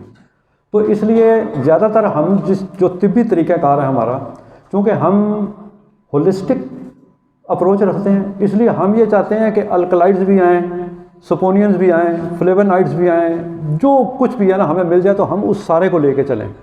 لیکن جب ہم ایکسٹریکشن کرتے ہیں رب کی بنیاد پہ تو جس وقت ہم اس کو اوپنلی پھر جب ایویپوریٹ کرتے ہیں تو کچھ چیزیں ہم ضائع کر دیتے ہیں. اس لیے کہ وہ فریکشنل دیکھیں نا پیٹرولیم ہے، زمین میں سے پیٹرولیم نکلا، آپ نے فریکشنل ڈسٹلیشن کی تو اس میں سے ہائی آکٹین بھی نکلا جو جہاز کو لے کے اڑتا ہے. یعنی کہ مٹی پٹرول اس کا کزن ہے، لیکن پٹرول سے آپ جہاز نہیں اڑا سکتے. تو اسی میں سے ویزلین، اسی میں سے گلیسرین، اسی میں سے مٹی کا تیل، اسی میں سے تارپین، اور اسی میں سے بچومن لک جو ہوتی ہے.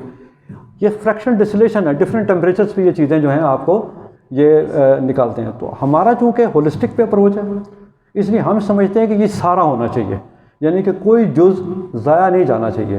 تو اس لیے ہم کام کرتے ہیں. ادروائز بہت ساری چیزیں الکول سالوبل نہیں ہیں، پھر آپ کو ہیکسین چاہیے، پھر آپ کو کلوروفارم چاہیے، پھر ایسیٹون چاہیے.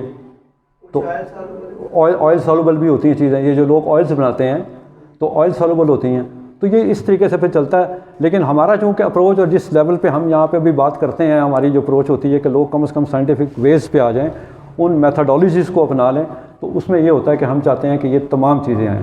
اس میں ظاہر ہے کہ جب فردر ہم آگے جائیں گے، آگے کچھ اور جب سیکھیں گے، پریکٹیکلز کا موقع آئے گا تو پتہ چلے گا پھر کیسے ان چیزوں کو کیپچر کیا جاتا ہے. تو اسپائجیرک میڈیسن جو ہے نا، وہ آپ کے جو سوال ہے نا اس کا بہت امپورٹنٹ جواب ہے.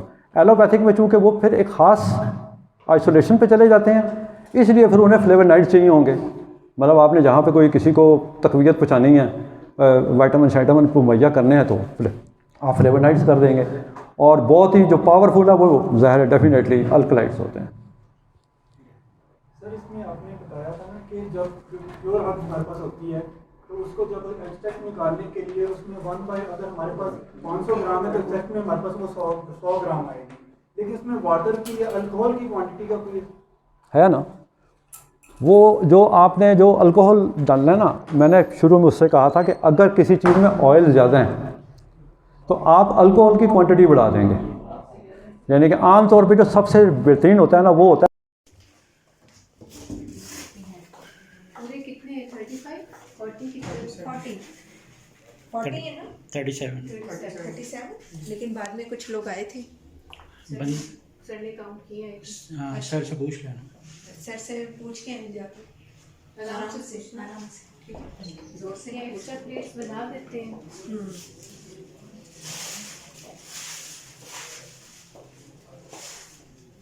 تھوڑی سی چائے کی بھی بنا 2 پلیٹس اور بن جائے.